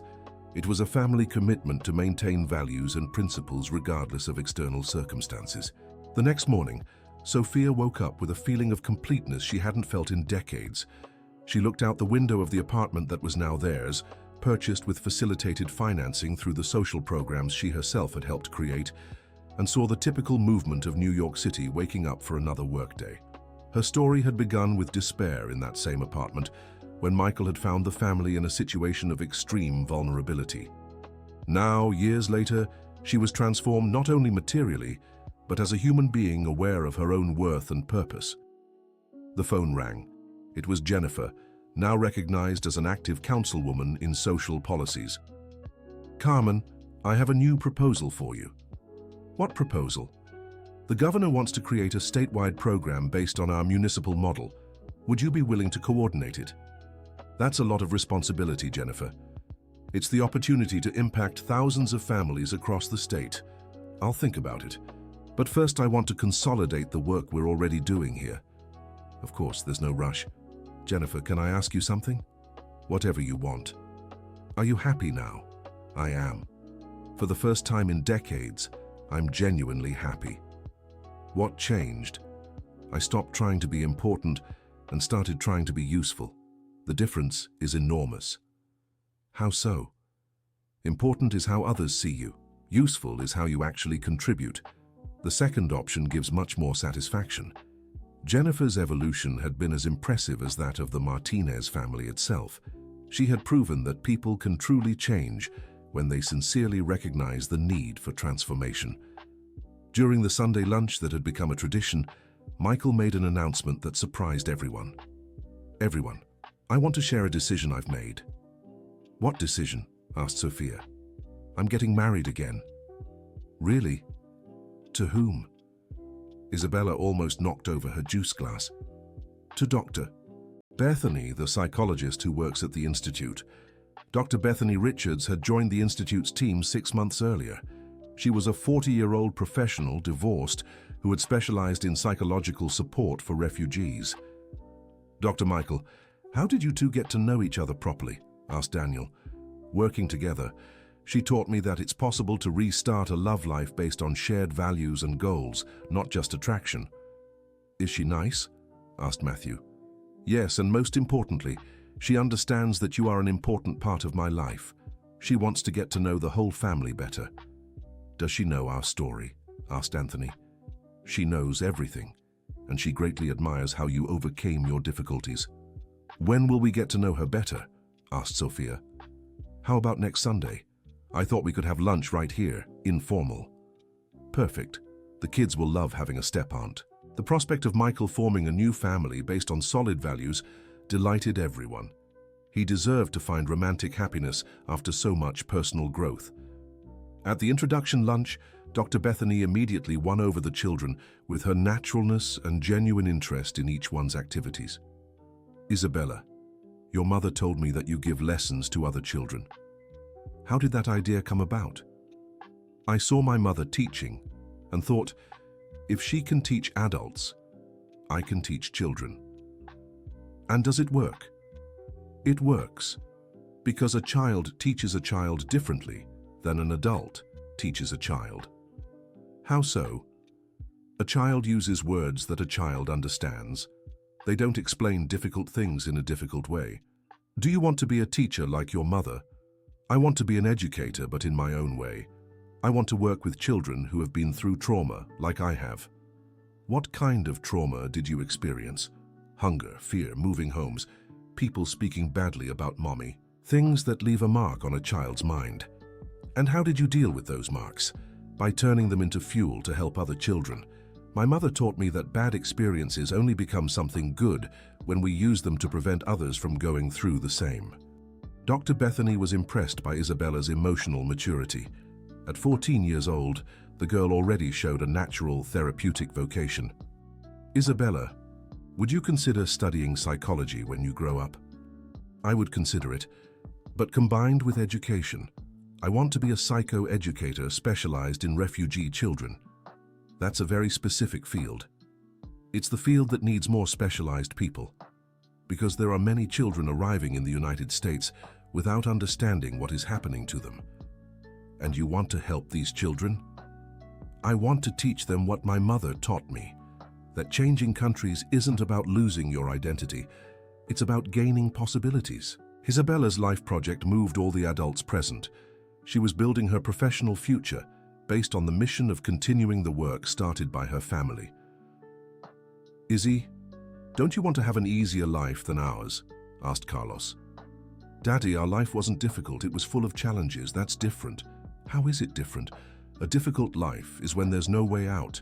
A life full of challenges is when there is a way out, but you have to fight to find it. And our life always had a way out. Always. Because we always had each other. And we always had good people who showed up to help at the right time.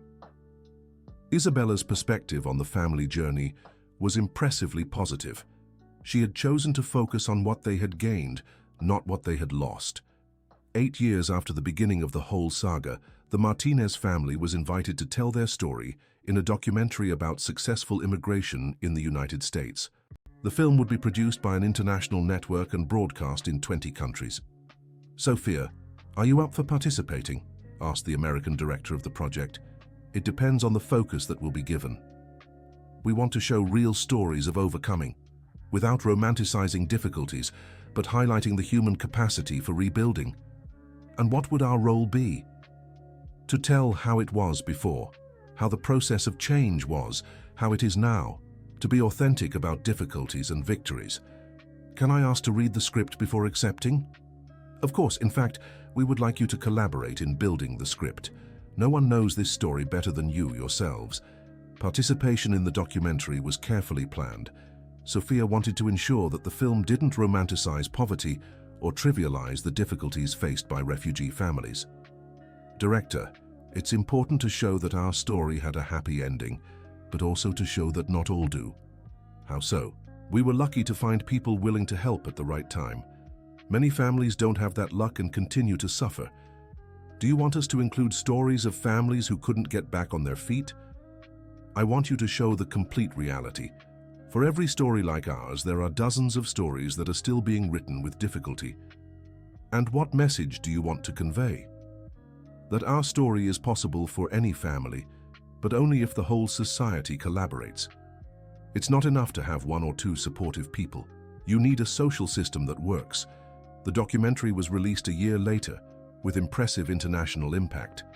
Sophia received invitations to speak at universities in various countries, but maintained her decision to focus on local work. Mum, don't you want to see other countries? Asked Daniel. I do, but as a tourist, not as a speaker.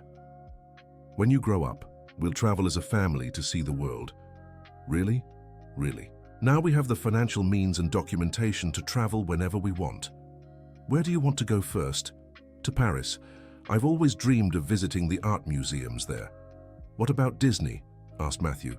Disney too, laughed Sophia. 1 educational trip and 1 fun trip. Both are important. The possibility of traveling for pleasure, not out of necessity, symbolized the complete transformation of their family situation. From fleeing refugees, they had become potential tourists.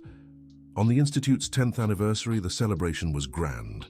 National and international authorities attended the event, but the most moving moment was Sophia and Jennifer's joint speech about partnership and redemption. Friends, said Jennifer, addressing the audience. 10 years ago, I was a bitter woman who used privilege to cause suffering. Today, I'm a grateful woman who uses those same privileges to promote justice. What made this transformation possible, Miss? Asked the moderator. Carmen's forgiveness. She gave me a chance to redeem myself when she could have chosen revenge. Carmen, how were you able to forgive such cruelty? Because I realized Jennifer wasn't evil by nature, replied Sophia. She was a wounded person who hurt others to ease her own pain. When I offered healing instead of retaliation, she responded with genuine transformation. Does this always work? Not always. But when it does, it creates virtuous cycles that benefit the whole society. What advice would you give to people in similar conflicts? The 2 women looked at each other and smiled before answering in unison. It's never too late to choose to be better. End of story. Now we want to know, what did you think of this story of overcoming and transformation? Do you believe people can really change like Jennifer changed? Have you experienced any similar situation with your family? Share your honest reflections about forgiveness, new beginnings, and solidarity in the comments. Leave your like if the story touched your heart, and subscribe to the channel for more inspiring stories about human strength.